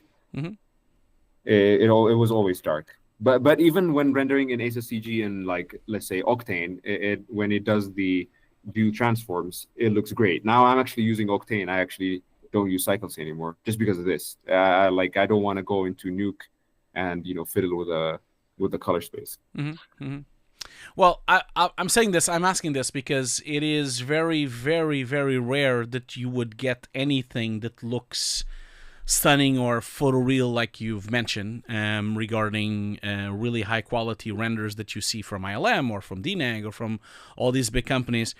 Nothing is really done from a viewport. Like nothing that comes out of CG always looks final right away. That is never the case. And all these companies implement a very rigorous ACES pipeline with the entire thing being ACES, even the textures, even the photos that they bring into the pipeline, the whole thing being very rigorous with not having any sRGB or 8-bit or any other thing involved into their systems so that you can have the purest image possible. And a lot of times, all these renders are actually usually overlid. We usually overlid shots when we're doing CG just so that we can control them in compositing. And it's very common that we would have more bounce light, or we would have more brightness, or more samples, or more light than actually the final thing that we're going to deliver, because everything always goes to compositing, and after compositing, everything still goes to grading. And so there's those two parts, the compositing and the grading, is really where those extra 10% of magic really happens when you finish the shots and make them look as photoreal as they do. I don't believe that it's really possible for you to achieve a completely photoreal look without dark shadows and without crushed blacks automatically out of a CG render engine, because for you to do that, you would have to really do a really complex scene. I'll give an example. In film, like when we are filming something, when we are on set, nothing really is filmed naturally. No one is really just using the sun, or no one is really just using the one lamp or one light on the scene. We have bouncers, and we have reflectors, and we have, white flags and brokers. We have flags and brokers. We have a ton of shit that is completely unrealistic and completely not accurate at all, and not physically accurate at all, just to make an image look good on the screen. And even that sometimes is not really fully achieved, because normally we don't usually have the monitor. When we have the monitors on the set, we don't often have Rec 9 on them. A lot of times we have a specific LUT that the colorist or the DOP had in mind. And sometimes those LUTs are a bit lifted, or sometimes those LUTs that are on the screens on set have a specific color correction that the DOP would like to have already when they already previewing their shots, so that it's not the harsh Rec 709 or the sRGB very, very pure black level that we usually get. And so a lot of that work already is happening on set with all those fakeries of the flags and the bouncers and the reflectors. And then we have the more fakery with those extra LUTs which are custom made. And then on top of that, then the footage is all shot on RAW without any baked color space. And then it goes to grading, and then it might be regraded, and then it's bounced, and it's readjusted, and then we need to match it in compositing. There's a lot of steps for you to get something to look photoreal. It doesn't usually just come from one single place. And this is often why you probably notice that sometimes when you're playing video games, you notice that video games are not really, sometimes they're very harsh or very contrasted, or their blue, their lighting is a bit too harsh because they don't have enough GI or enough bounce. Yeah, Really, for something to be really photoreal, it really depends on having enough bounce for it to have the reflective lights going around, the photons really, to fly around in the scene. And that's why most films these days, they kind of have this look. Also, it has to do with fashion as well. Like years ago, it was much more fashionable to have contrasted images, and now it's a lot less fashionable. So you probably noticed that the last 10 years of movies, they're much more flat. They have a lot less blacks, and they are a lot more lifted. And so they don't really have the same contrast levels that you would see, for example, if you go back and see The Matrix, or if you go and see films from the 90s on the 2000s, those films were a lot harsher. They had a lot more contrast. So yeah, I don't know if I'm solving or answering your question. It makes a lot of sense. But I just want you to understand that the same way we film something and it's all fake and it's all kind of like we bounce things and we bend light for it to look cool, you need to approach the same way in CG. You need to fake lights. You need to have extra lights that shouldn't be there, but they have to be there for the shot to look good. You have to have extra reflections, extra HDRs. And then on top of all that, you need to really do your diligence in compositing, and then do the diligence in grading. And all of that pathway should be ACES, because it is really the only way you're going to achieve a very good look without losing dynamic range and without losing that extra detail. If you don't use really ACES throughout the entire pipeline from start to finish, and I'm talking about from the beginning, from the HDRs all the way to the textures, all the way to the end.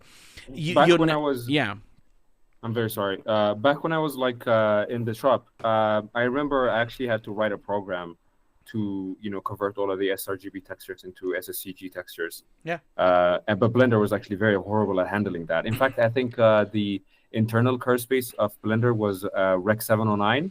And it was very horrible to work with ACES-CG in Blender. I was definitely aware of that problem. So I actually talked to Ton, there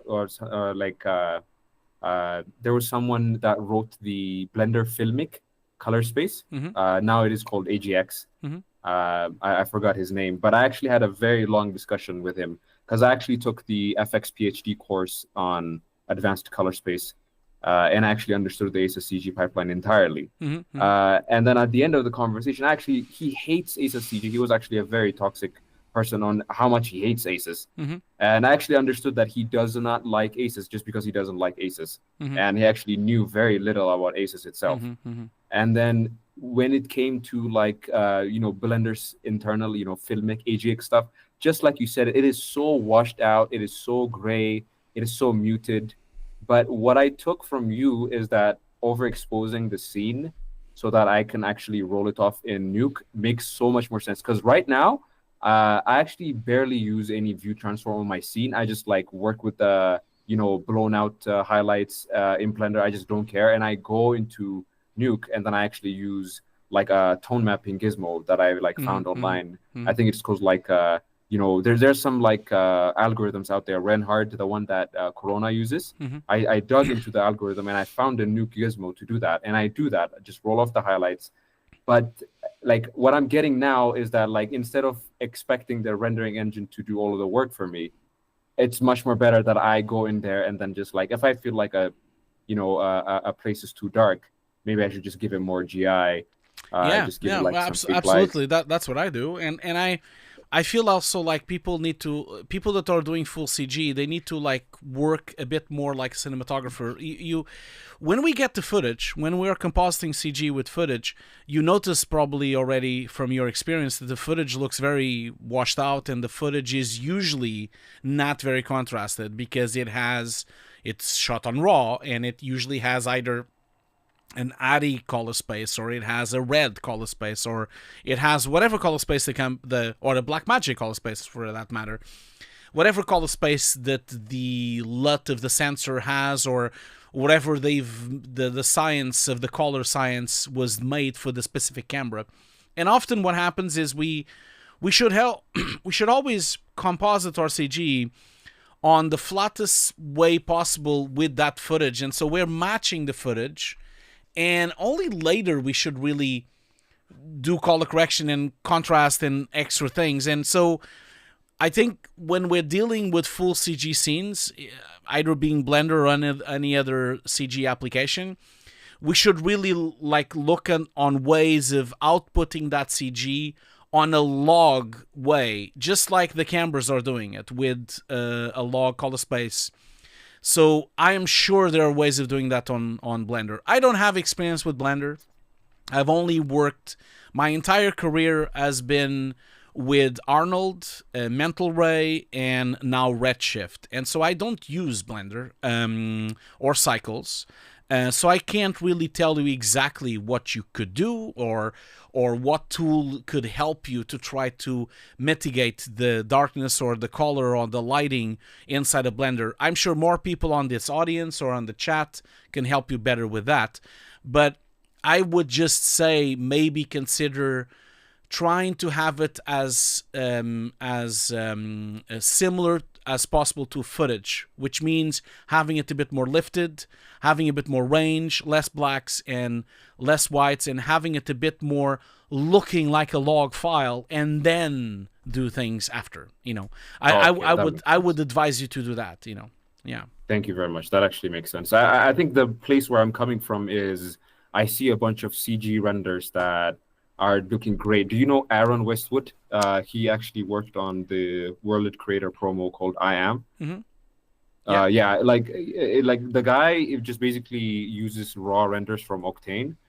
I think very few compositing that he does, and I think that's what's kind of disturbing my perspective.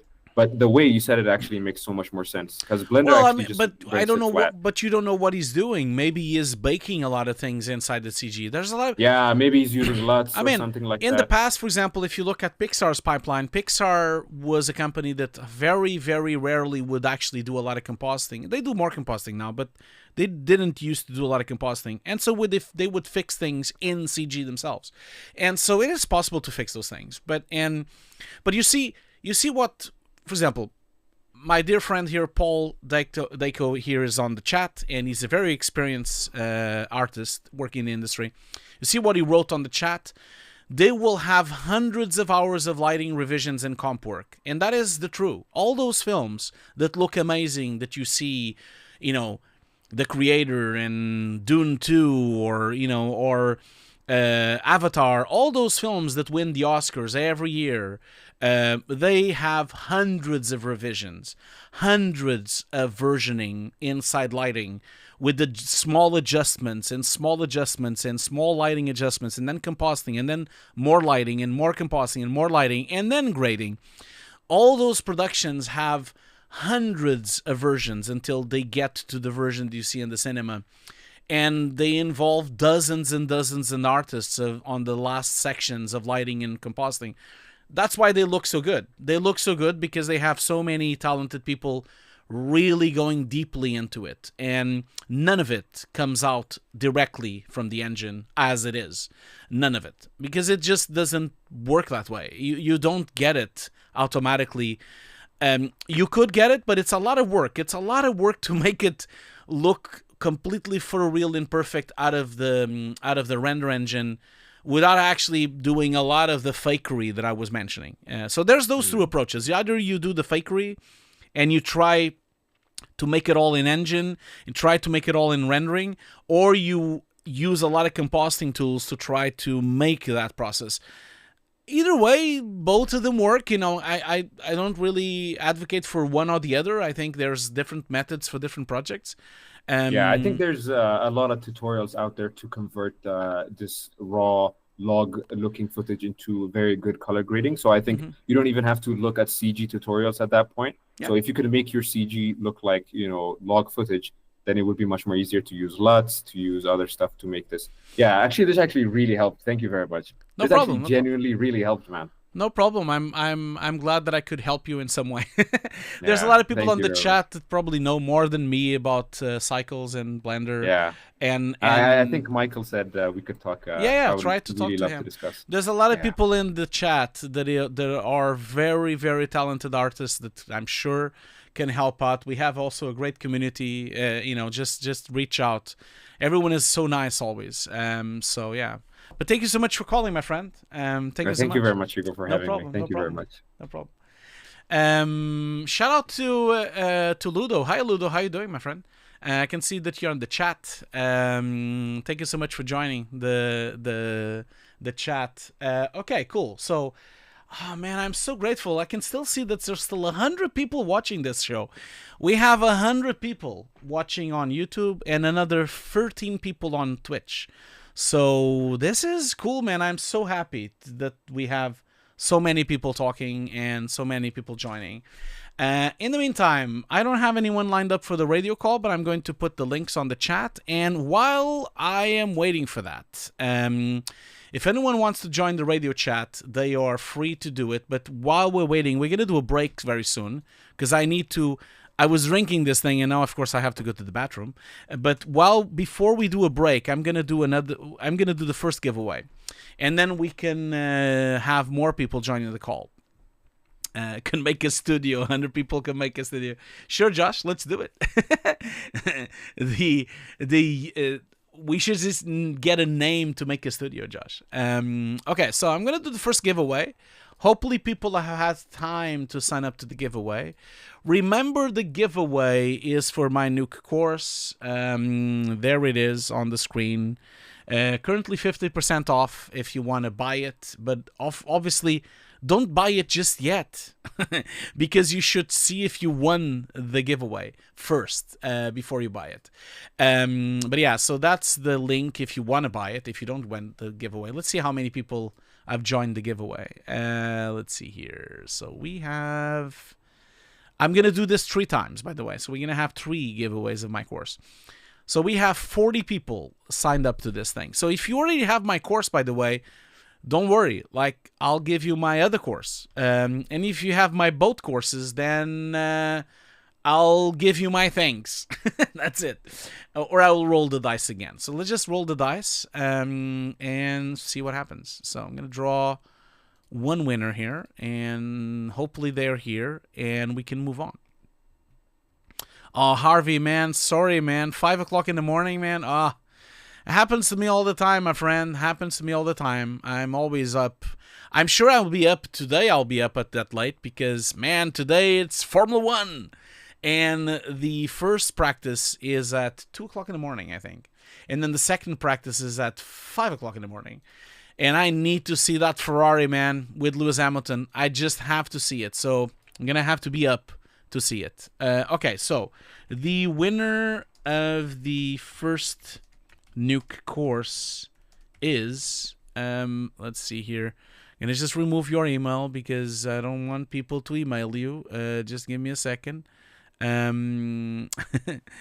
Okay, so hopefully I can get this. It's gonna be probably hard to pronounce, but hopefully I can get this done. So the winner of the first new course is Lucas Pursuit. I think that's how I say it. Is that it? Yes, that is why I'm running using the Ferrari shirt. Yes, because Lewis Hamilton is going to win this weekend. Yes. And now is the time. Finally, Ferrari is going to win. I've been waiting for Ferrari to win a construction title and a world championship since Michael Schumacher. So it's been a long time. So hopefully, who won is the winner here. Hopefully they are. I'm going to give them some time. And also, I'm gonna give time for people to. Oh, you're in Australia. Okay, so the race is gonna be in Australia, so that's cool. Okay, so I'm going to. We'll see if someone joins. I'm gonna do a break, a 5-minute break again. If anyone wants to do the join call, there it is. Ghost is asking. You pronounced it correctly. Cool, that's you. Okay, Ghost. So Ghost, do you have my course already? If you have my course already, I can give you the other one. But congratulations, my friend. It's first time you won something? Oh man, I've never won anything, so it's first time for me as well. I never win anything ever.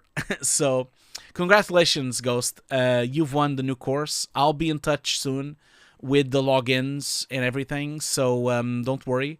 In the next few days, I'll send you the login. I have your email, don't worry, so I can send you that. In the meantime, I'm going to do a 5-minute break, and then we're going to come back for the last round of calls, and then the last giveaways as well, because we've been running for 2 hours. I don't really want to make this too long, because it's very tiring to do it as well.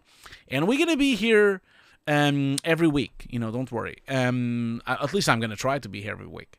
Oh, Ghost, you already have the course? That's fine. I'll give you the workshops. That's fine. That's not a problem. I'll give you the workshops. Congratulations, my friend. Okay, so I'll be right back. Get the opportunity to stretch your legs, get some water, get some drinks, get some blood flowing on your legs, and I'll be right back. I'll see you all very soon, okay?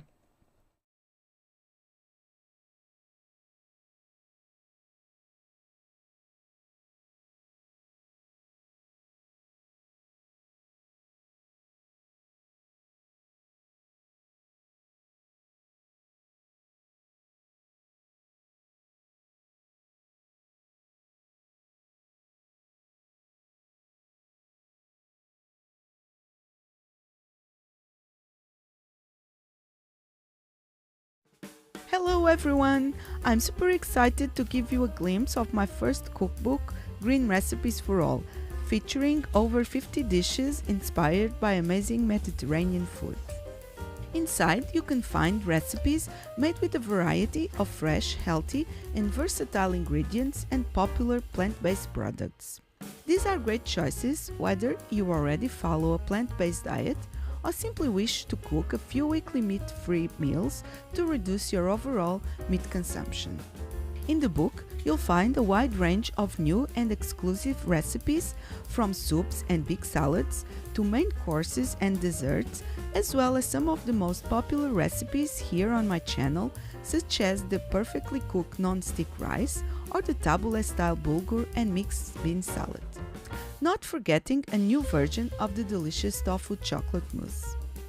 So, if you'd like to have a look at my book and try some of the recipes, just visit any Amazon marketplace and order a copy, which is available in hardcover, paperback, or digital formats.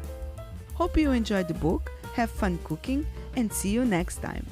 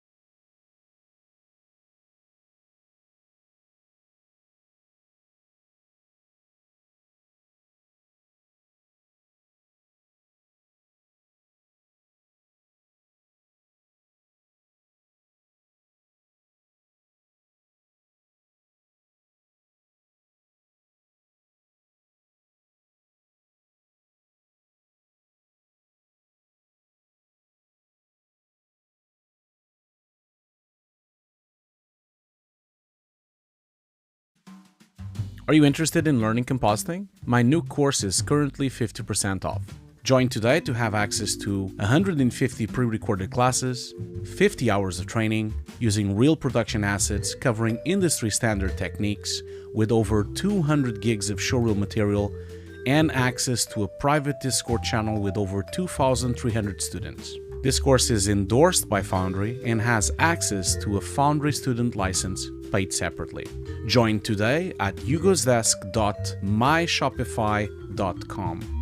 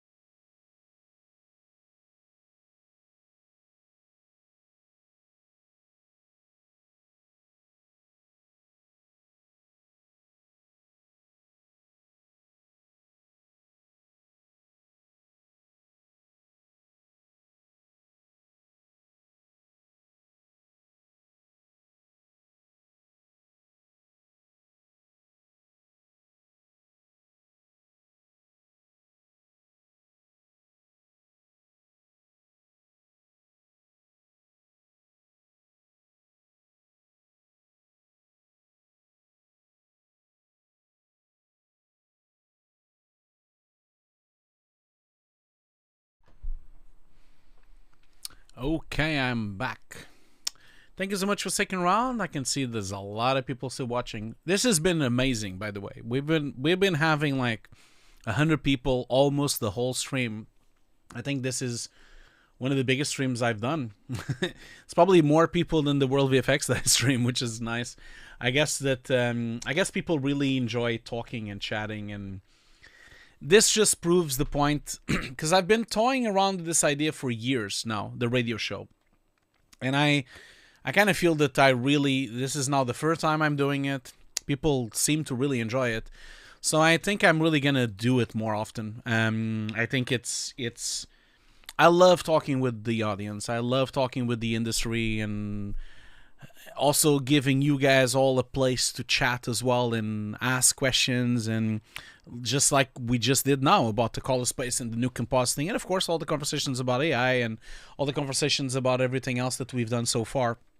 It's been fantastic. I really enjoyed it. Yeah, I'm starting to be tired, of course, because it's been 2 hours now. But yeah, don't worry. I think I'm gonna start doing this every week, and I think it's gonna be nice. I'm really enjoying doing this. It's been fantastic to do the show, and I have a new audience member joining. So stick around. I'm gonna do maybe another round of calls, and then we will do the final giveaways. And yeah, thank you so much, Diana from Mexico, to say hello. Thank you so much. I've never been to Mexico. I really wanted to visit, but never been there yet. I'm sure I will one day. Okay, so I'm going to bring in our latest person. Let's see here. So, hi, Cortez. Can you hear me? Yes, I can hear you perfectly. Yeah. Just wanted to let you know that there is no... If you want, I mean, if you can keep it if you want to, but I'm not using a webcam because I can't. I can't use a webcam with you at the same time. That's okay. Because I'm streaming on all platforms, so I can't do all of it at the same time. But yeah, why don't you tell me a little bit where you're calling from and what do you want to say?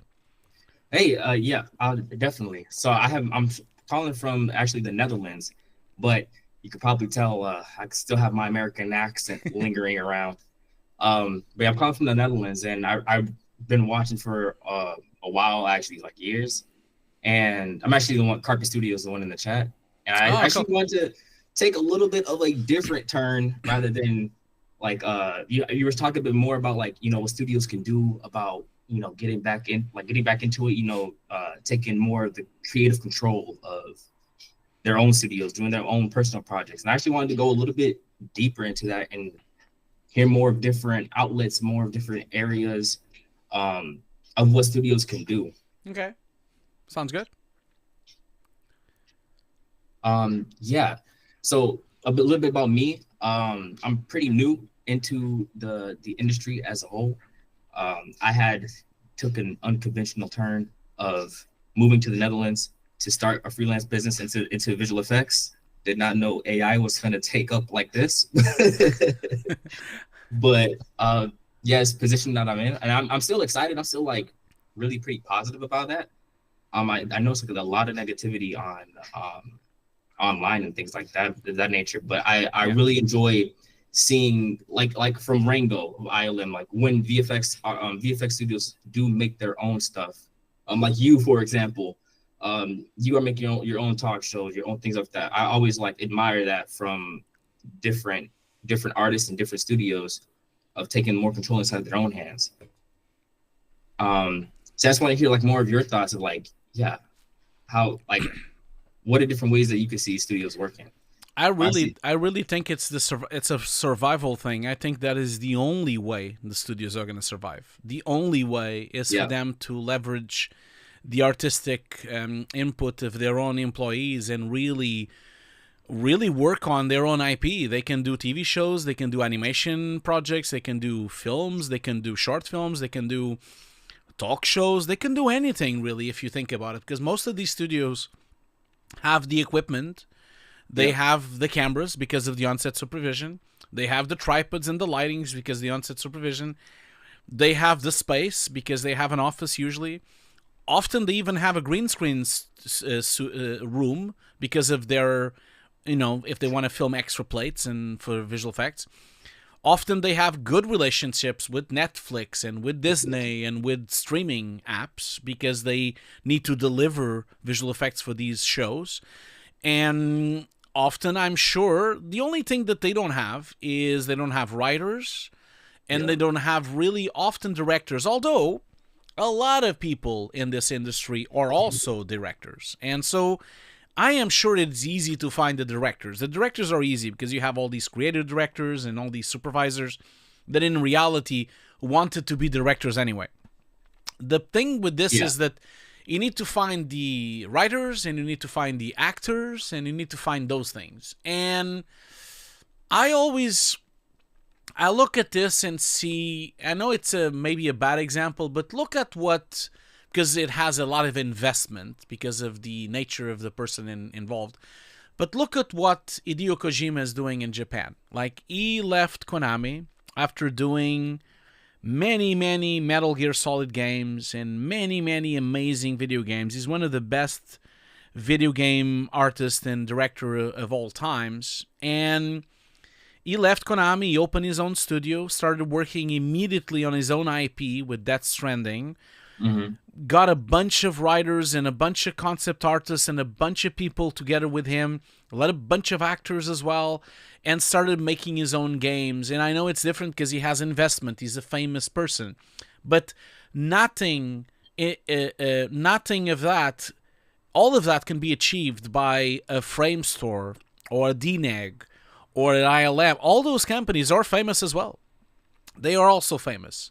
And I really think they should have put their foot into the floor, you know, because we see a lot of production companies producing sometimes really poor films, you know, poor films and poor TV shows and poor animation projects. Why not step into the fold here? And why not compete on that space? You know, I just feel that there is a need for content. People want to watch things. It can be done in YouTube. It can be done on streaming apps. It can be even done on the cinema. There's so many ways of doing this. If we look back in the world, I always take inspiration from, there was a director in the early 60s and 70s all the way to the 80s. I mean, he lived up to 100 years. He was called Roger Corman, and Roger Corman was a really famous, prolific producer and director. Most people don't know him because his movies are B movies. They're not very good. They're like B movies, you know, zombie movies, ninja movies, horror movies, like films that are really not that good. But he, in the 60s, 70s, 90s, he produced the pipeline of creating movies on micro budgets, you know, films of $10,000, films of $20,000. And then he would sell them directly to the cinemas, and then they would broadcast, and they would always make money, And they were really short and really, really not very good, but that movie factory created a lot of actors and directors that we know today. You know, without Roger Corman, we would not have Ron Howard. Without Roger Corman, we would not have Martin Scorsese. There's so many actors and directors that owe their career to Roger Corman because he started making shit movies for no money whatsoever. And so it's just that I just feel that there are so many ways, examples like this that happen in the past, where someone just picked up and started doing something. Even if it's not that good, it doesn't matter. At least they started doing something. You know, they started doing something. I'll give an example. I will always applaud my friend Haz. He has a company called Haz Animation. And I always applaud what he's doing. He's doing all these films, all these short films, all these animations. Some of them are not amazing. Some of them are okay. Some of them are good. It's, you know, but it doesn't matter because he just keeps doing it. And he keeps doing it. And he keeps doing it. And one of them will hit. And it'll just get better and better and better. And he's producing his own IP. And he's a good inspiration for a lot of us because, you know, he was a visual effects artist as well. And now he's making it happen. He's directing things and he's producing their own films. He's producing games as well. And he's making his path with his own IP. I think that's the important thing. So people shouldn't be frozen if they think, this is not a very good film. It doesn't matter. Just do the film anyway. Just do the film anyway. I just feel that that's the mentality we should have. It doesn't matter if it's very good because the next one will be better. You know what I mean? Like, yeah, I get. I totally that's understand how I approach it. Yeah. And I know Haz is not in the chat because I didn't see him yet. I'm sure he would tell me the same. Doesn't matter because he's gonna learn and do the next one better and the next one better and the next one better. That's how we all should be approaching. You know. No, I definitely see it. I definitely see it for sure. I think it's definitely smarter for, you know, everybody else to just to get more creative instead of being seen as like a factory wheel or just an assembly line worker. Yeah. You know, get the creative, get your hands dirty. Like I said, get your hands dirty inside the ground, get in the garden, but getting on the creative side as well. Because I think it also shows that we can put up the same creativeness, put up the same great stories, and just overall make something fantastic as well instead of being seen as creatives. But Cartez, Cartez, right? That's not how I pronounce it. Yeah, it's Cartez. Cartez. Here's the thing: it doesn't even need to be very good. I think that's the thing because I don't think we should be too obsessive about something that needs to be outstanding. It doesn't. Everyone started with something that was not outstanding. I mean, look around. Look at Christopher Nolan. Look at Martin Scorsese. Look at Stanley Kubrick. Yeah. Look. You got to start somewhere. Hitchcock. All of them started in shit movies in the beginning. Yeah.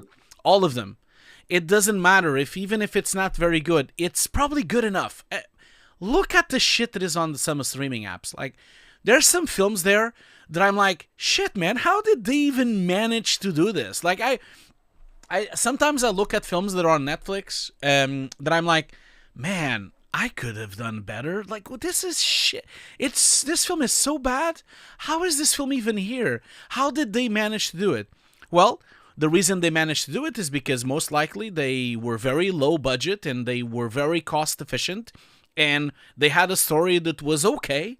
And Netflix needs numbers. They need an amount of films. They are not very worried about having 200 masterpieces. No, they want 200 okay movies and then 3 masterpieces. It is about content, and it's about having a lot of things to watch. And some of them are dubious and some of them are bad.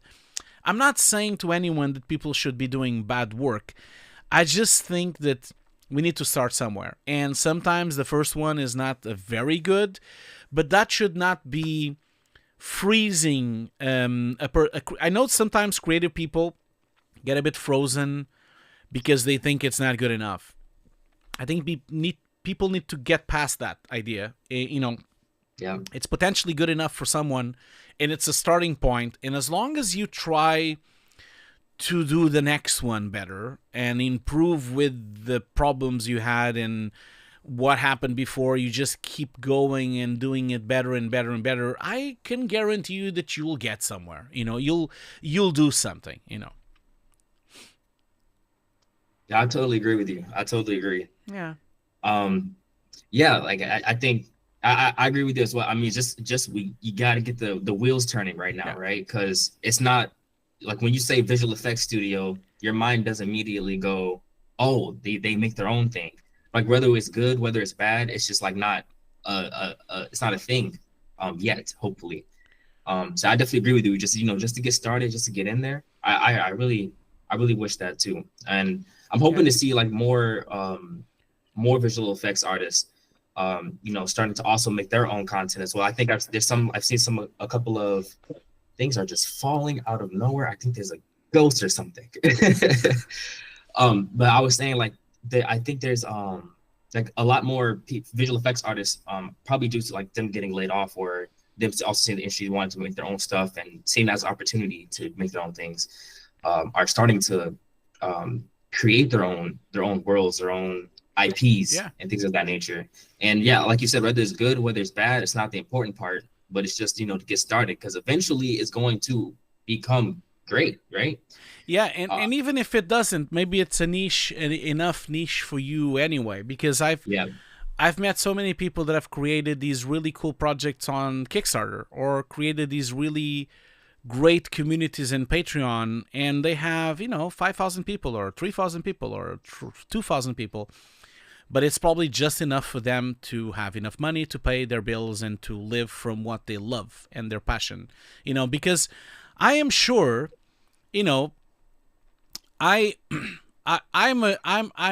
just experienced that example a long time ago. I did a very, very B movie, a very terrible movie in the 90s when I was 20. And I did this horrible, like really terrible ninja movie when I did it in 2000. That was done in 2000 when I was still in Portugal. And recently it was the 25th anniversary of the movie. And so I went to Portugal and I was invited to screen the film on a cinema for the anniversary of the 25 years of the film being done and being directed by me. That was the first project I've ever done. And man, it was a full house. We sold out the tickets. We had 200 people on the cinema. People loved the movie. They followed like a cult movie. They even were dressed as the characters of the movie. They knew the lines by heart. There was a huge cult following. And then I took some VHS copies of the movie for sale, because at the time the film was released in VHS when I was still in Portugal. And so I made like a limited series of 50 VHSs. I sold out completely. I wish I had more than 50 at the time when I was there on the cinema. And what I discovered on that day is that there is always, when you create something, if that thing is heartfelt and someone likes it and there is a following going on there, there's probably enough people to like it enough for you to at least make some money out of it. I just feel that I think that film really, for me, showed me the example of something that became a bit of a cult, little small movie. and it's probably enough for a lot of people love it, and a lot of people really enjoy it. And I enjoy it as well. Of course, I was a different person 25 years ago. We age and we do other things. But I see so many examples on podcasts on Patreon, and I see it on YouTube. And man, I love this podcast from a guy in the video games industry called Colin Moriarty, and he has a podcast called Sacred Symbols, which is a PlayStation podcast. And now they have like 5 or 6 podcasts. And he's a huge inspiration for me because he was part of IGN. He used to do a lot of podcasts there. And he left IGN because he thought IGN was going to break down because the games industry journalism is really breaking down because of YouTube, really, because of YouTubers. And so he saw that very early on. He made a Patreon, started doing the podcast himself. Hey, now he's the biggest podcast on Patreon. The biggest. They're making like $10,000 or $15,000 a month. They have several employees now. It's a much bigger thing. It's not just one person. It's like 5 or 6 person. And I look at that story and I think, shit, man, this guy has like 10,000 people supporting him on Patreon. It's not a lot, 10,000 people, but 10,000 people is just enough niche for him to live his life and do what he loves. And 10,000 people is not that many people, but it's probably enough for you to make a living. So, and I see this example on every other place. I see it on Etsy with people creating their own little books and their own little magazines. I see this wonderful magazine I buy every month on Kickstarter called a PlayStation magazine from a creator called Too Old for Gaming. And he makes that magazine on Kickstarter every month. And he has always like 3,000 or 4,000 people supporting him. And he is able to make the magazine and live from it. There's so many other ways of you doing content and things that you love, either being short films or magazines or video games or podcasts or even motion pictures like Haz is doing, or even animation films. There is really a lot of ways for you to produce something that maybe has 2,000 people or 3,000 people or 5,000 people interested. And maybe you can extract enough money to live from it, you know. There is a lot of ways, and I think everyone should try that. Everyone should try. I think the time of micro productions is really here, really, to be honest. Like, I see it all around me. I see these little small niche communities doing just one short, or these niche communities just on this Discord, or these niche communities only doing one book or one tabletop game. You know, like all these things. I see them all around me, and they are really inspiring. And all of these things need artists to be done. You know, like all these things need artists. So even if you don't have an idea, maybe you can get together with more people and do it. You know, it's can always get together with a group of people and do the thing anyway, you know. Yeah, it's especially like now with it being like so much more easier than it was so long ago. Like before long ago, you had to probably pay so much money to do it, but now you have streaming services that you can send your stuff out, like YouTube, Tubi, and all sorts of things to send your creative things out there. I don't know if people realize this. Now I'm looking at that because I have this ninja movie that is 25 years old and I'm thinking of selling it. I don't know if people realize, but it's incredibly easy for you to put a film for rent or for sale on iTunes or on Amazon Prime. It's incredibly easy. You know, those platforms, it's not that the movie will not give you any money, but you can put it for sale on those platforms. You can put it for sale on YouTube or rent or buy it. You can put it for sale on Amazon Prime or on iTunes. And then it's a matter of you putting the word out, and then maybe someone will rent it or maybe someone will buy it. And then just make your own posts and make your own social media awareness of the movie for you to see if you can sell some copies of it. I just feel that it's a similar situation with Kindle, where people publish their self-published books as well. That happens a lot now, and all those platforms, Amazon and all those platforms, are actually quite good at doing that. And I know they pay very little, but something might come through. You know, maybe if you publish 5 or 6 books, maybe one will be successful. You know, I just feel that there's ways of doing it, you know.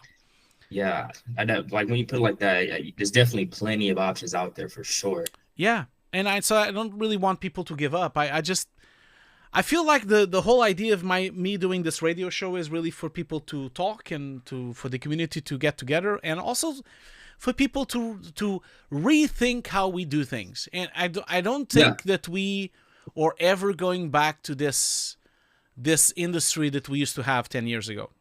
No, even 5 years ago. I don't think, I think that's gone. It's and gone.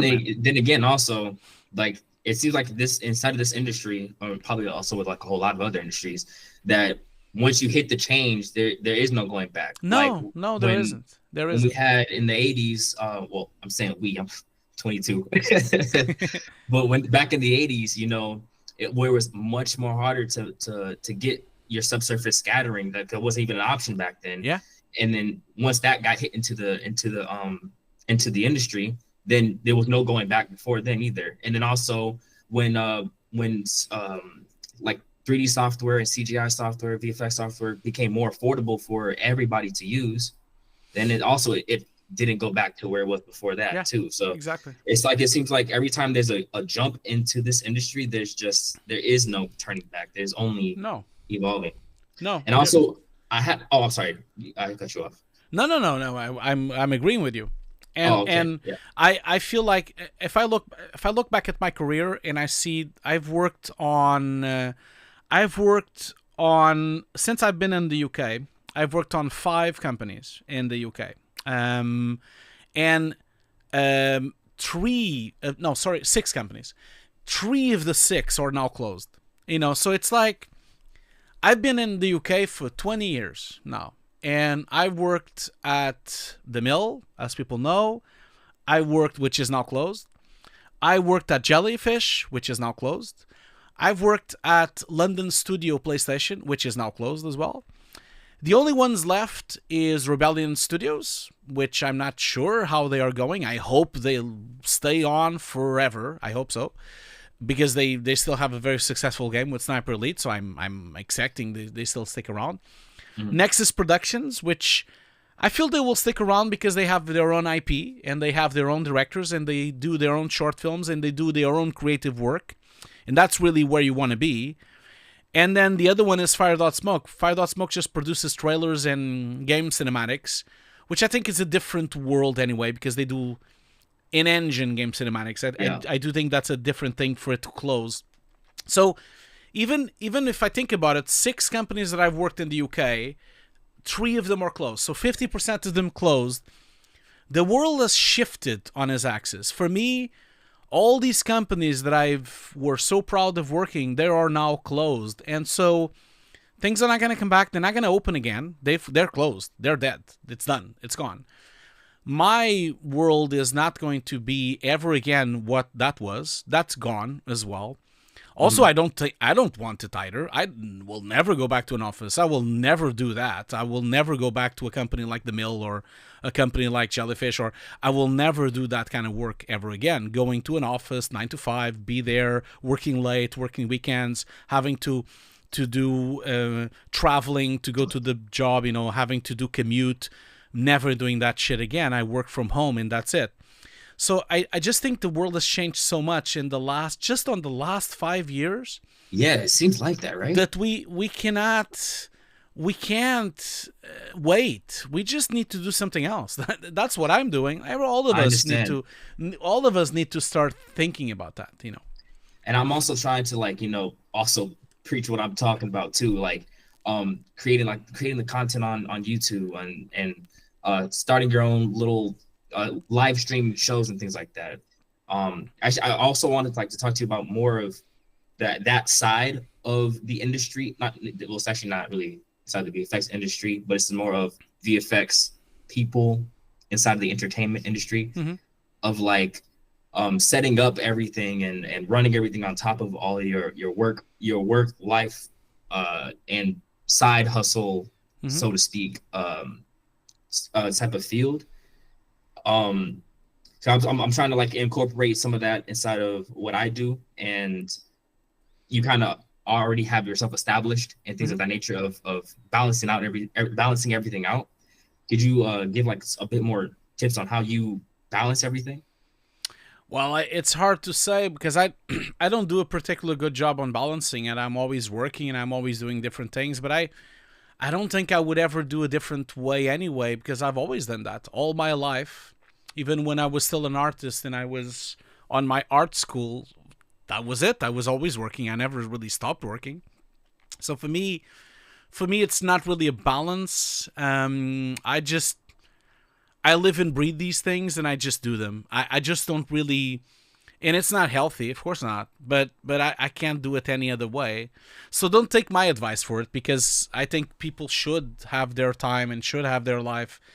I don't. I am terrible at making my time and getting free time and adapting to that. But I create my own life around what I want. You know, I really got annoyed on going to the office. It was really horrible, and I hate waking up in the morning early. So I made a change. I just started working remotely. And then it was hard. You know, some clients didn't want to do it. Others wanted. And that's it. Like, I just forced myself into the position of what I wanted and not what other people wanted. And so, you know, that's the only way I can really do it. So yeah, I don't really have any advice to how to pull it off these days, especially for the content creation, like you were saying. Things are so different now. You know, I created my channel 9 years ago, and so 9 years ago in 2016, the world was so different, and so I'm very thankful that I started it at the time that I did. But even now, it's a different landscape. YouTube is a different landscape, and I can see that from the growth of YouTube that I have.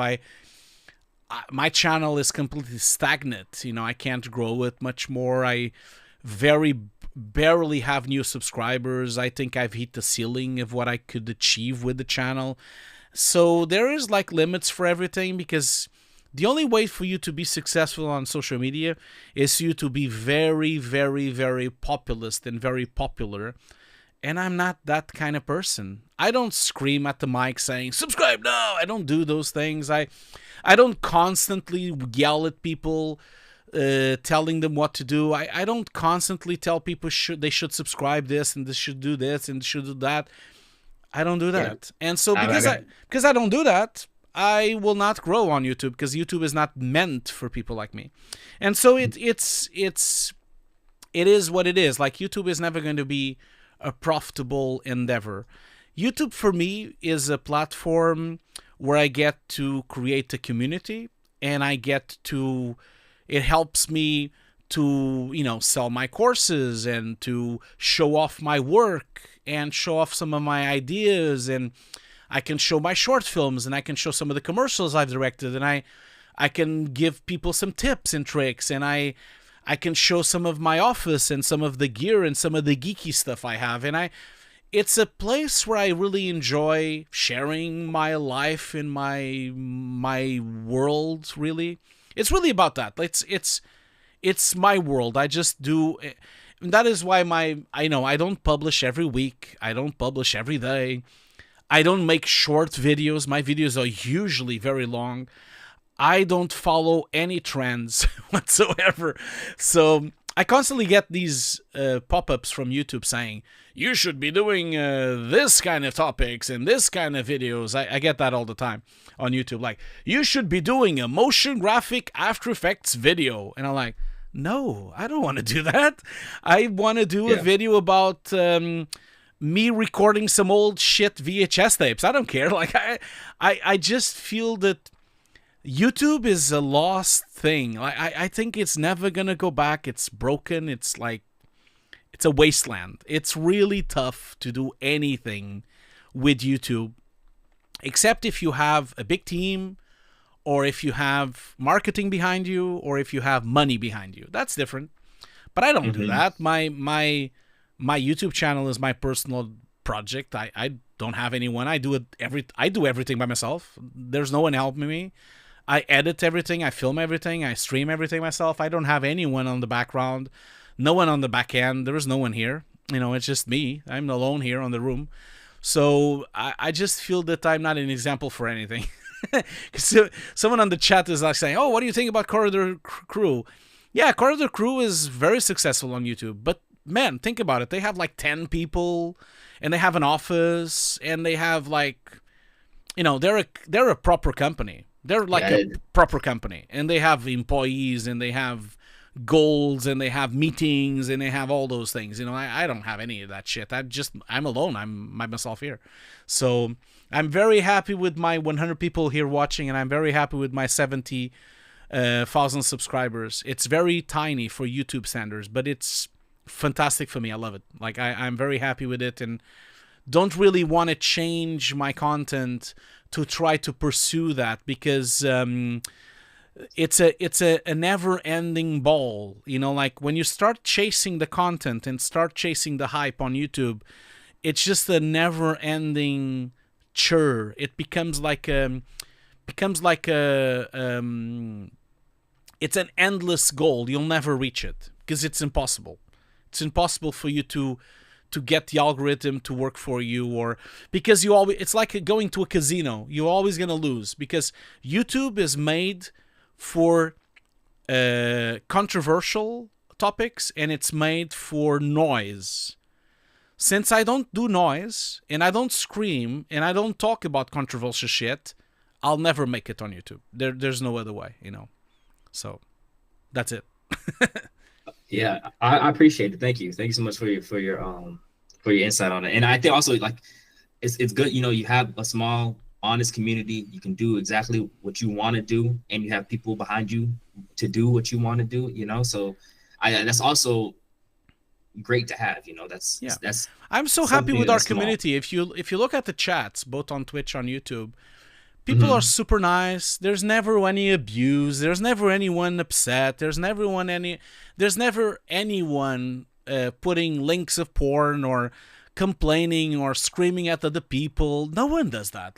Because it's a great community. People are really nice to each other. They're all here because they want to hear everyone else's opinions, and I'm also here. Man, I'm transparent. I can't lie. I'm just, this is what I am. There's no other way of going around it, and I'm not really gonna change. My channel has changed over the years, but that's just because it has changed because I have changed. I started doing different things. I started doing a podcast, and I started doing more tech videos, and I just started having other interests. I just feel that that's what happened with my channel. Because a lot of people ask me, "Oh, why don't you put more Nuke videos and more tutorials?" And I always tell them, "No, I'm not doing that, because I have a course. You can go and buy it if you want to." There's no point of me really putting them on YouTube, because YouTube is so saturated with that, and I just feel like it's just a waste of time to really focus on those things, because those things should be done in a separate thing. There's a course, and you can buy it. If you're really interested, you can buy it, and you can watch those videos, and that's it. And then YouTube is something else. I have the VFX Notes podcast, and I have these videos and these streams, and it's a different thing. I just feel it's I like what I'm doing so far, and maybe someday I won't do it anymore, but we'll see. Yeah. Okay. Anyway, thank you so much for contacting. I think I'm going to close the call anyway, because I'm getting super tired, and we've been going on for a very long time. I understand. I've been doing it. That's the other thing. I see these YouTubers making 7-hour streams, and I'm like, what? How I don't get it either. Fuck can you do a stream for 8 hours? I have no idea. Like, you see the chat blowing up too, and it's like my back hurts, my ass hurts. Like I am starting to lose my voice. I'm like super tired. I've been here for 2 hours and a half. How the hell do they do it for 8? Sometimes I see people on Twitch for I look at the timer, it says streaming for 12 hours. I'm like, man, 12 hours? Why are you here for 12 hours? 12 hours? And then they do it every day. Every day. They're here every day. And I'm like, that's not healthy, man. It's not healthy. It's like a different breed. I just don't understand either. It's the micro thing. I'm sure they're there every day, and they're probably getting $20, $30, $50 a day, and they're happy. And man, who am I to say anything? Like people can do whatever they want, you know. I've only done twice streams that are super long. That was the World VFX Day last year and the World VFX this year. And the first one was 12 hours, the second one was 9 hours, and it was really hard. It was really hard to do a 12-hour stream. I've never been this tired in my life. So my hat goes to those people that can do it, because I would never be able to do it, you know. Yeah, I also got to think as well, like with the VFX Day, it's like it was like a lot bigger. You had like a lot more people involved in the full team involved as well. Yeah. But maybe it could have been easier if you're doing it, but sitting inside of one seat for that long. Oh yeah, man. The first World VFX Day, I did it by myself, the whole thing by myself. The second one, yeah, it was just me. I mean, Haley was on the calls, but I was running the whole thing. And the second one was the same thing. I ran the whole thing by myself. There was people around me on the room, but I was controlling the stream. I was controlling the computers. I was controlling the edits, the editorial. No one else was controlling the stream. That was only me. That was it. So.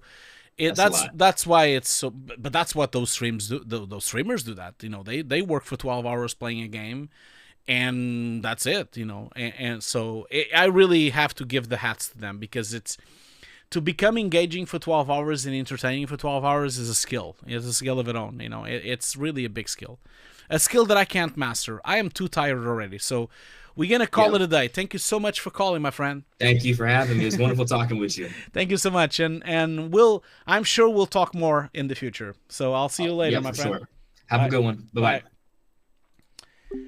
Okay, so it is off to the races now. We are finished with the call-in. We've been running for 2 hours and a half. I want to do the final giveaway. I really love this. This was amazing. We had most of the time 100 people watching. I can't thank you guys enough. It was amazing to do that. We also had about 15 to 20 people watching on Twitch the whole time. It was really great. In total, we had over 900 people watching. Thank you so much for being here. I'm going to do the last giveaway. So it will be 2 giveaways. And I'll be back next week. I really feel that the people have a lot to say, and so I should really do this every week. I don't think I can do it every week, because sometimes I'm not here, or I'm traveling, or I'm doing something else. But I really think I should do it every week. I really think that we should do the call-in. And also I should try something. I would love to try to experiment. Maybe it's going to be a mistake, but I would like to experiment with like a town hall format where the call is open and there's like 10 people on the call.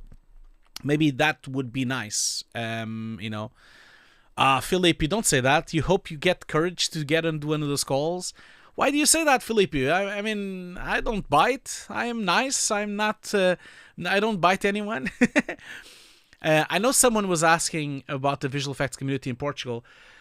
The thing is, Delfato, I'm not aware of the visual effects community in Portugal. You need to understand that I have not lived in Portugal for 20 years. I left Portugal in 2006, so it's been 19 years.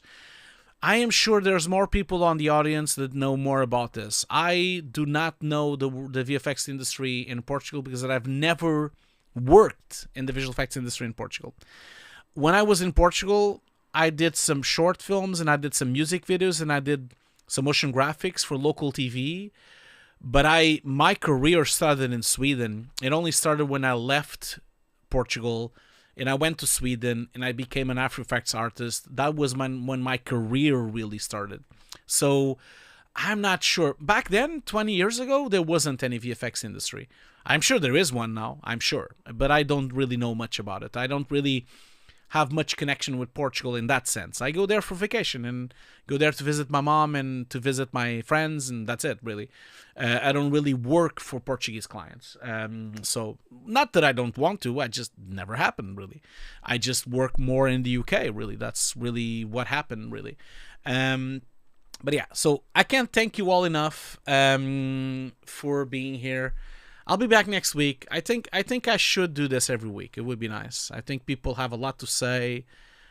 I probably will do it a bit shorter though. Anyway, let's do the last 2 giveaways. I will only do 2 more because unfortunately the thing with the super chat, that I did that goal on the beginning where people, if they did 10 super chats, I would do another giveaway. It didn't really work. We only had 1 super chat. Thank you so much for the super chat anyway.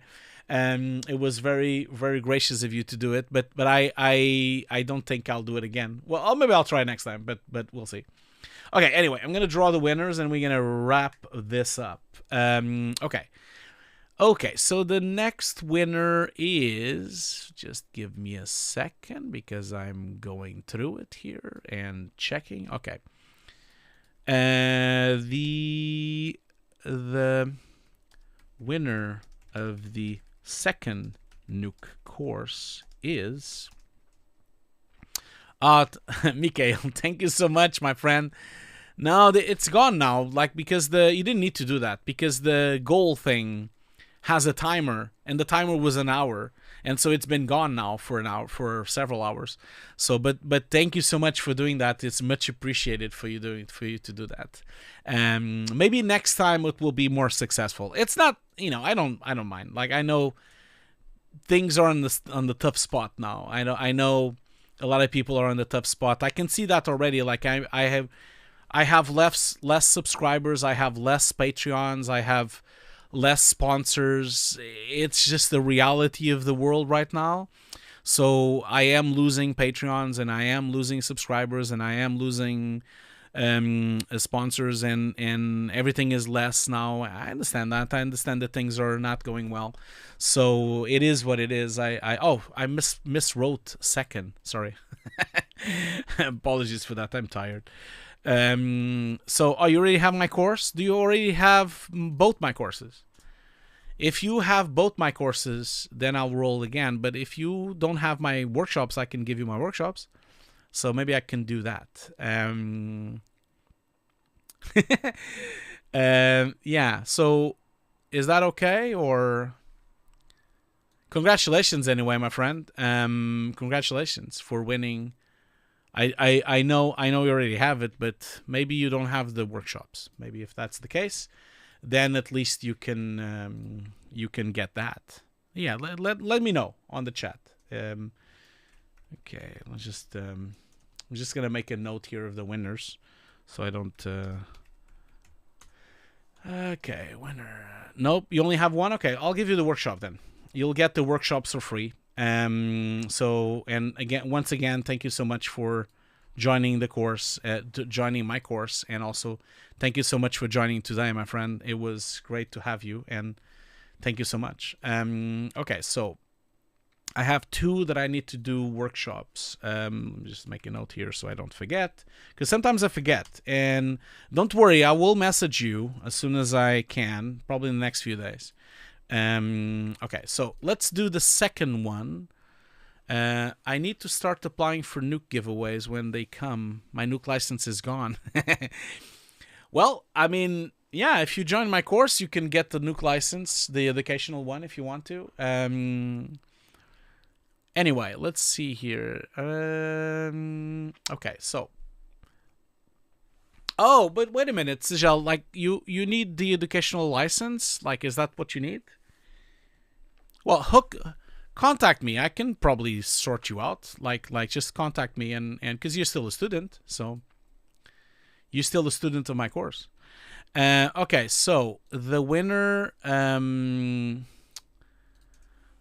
the third one, so the last one, the winner of the last Nuke course is,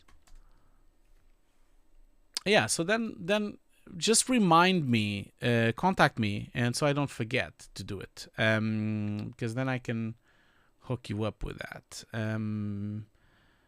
because you can still get it through the links. Yeah, well, talk to me later on Discord, and I'll, not today because I'm leaving soon, I have a meeting, but we'll talk maybe tomorrow or something like that. And no, I'll do that. Okay, so the next one, I don't know how I say this. The next winner is Ivgtrien. What the hell, man? Ivgtrien. Oh man, this is tough. This is a tough name. Foxhound83 is asking me on Twitch if I'm going to be at FMX. No, Fox. Unfortunately, for the first time in 8 years, I was not invited for FMX this year. So I've been going to FMX for 8 years now. I presented multiple times, as you guys probably seen on my YouTube channel. Multiple times, and you can actually find my presentations on YouTube. I've always posted them all. But unfortunately, no, I was not invited by FMX this year. So I know they are having a tough financial position, so that's probably why. But yeah, unfortunately, I will not be at FMX. I was not invited, and so I'm not going, and I will not have any presentations there this year. No. Yeah, that's it. It's a shame. I love FMX. I've said this many times. It's my favorite festival, and that is why I went 8 times. But yeah, unfortunately, yeah, it's the first time I'm not going. Oh man, I'm sorry, Fox. I would have loved to say hello as well. It's the first time you're going. Oh, this will be the first one, and you're not there. I know. I've been there for 8 years, and it's been a long time. FMX without Hugo. Yes, that is why. Yes, FMX does not have Hugo this year. No, I mean, I was not invited, so I'm not going by myself. No, because I usually go to present something. So, okay, so is the new winner here as well? So the new winner is Ivgtrien. I don't even know how to say that, but I've posted it here. Yeah, I posted it here. Are they here? Are they here? Hopefully they're here. Are they here? I don't know.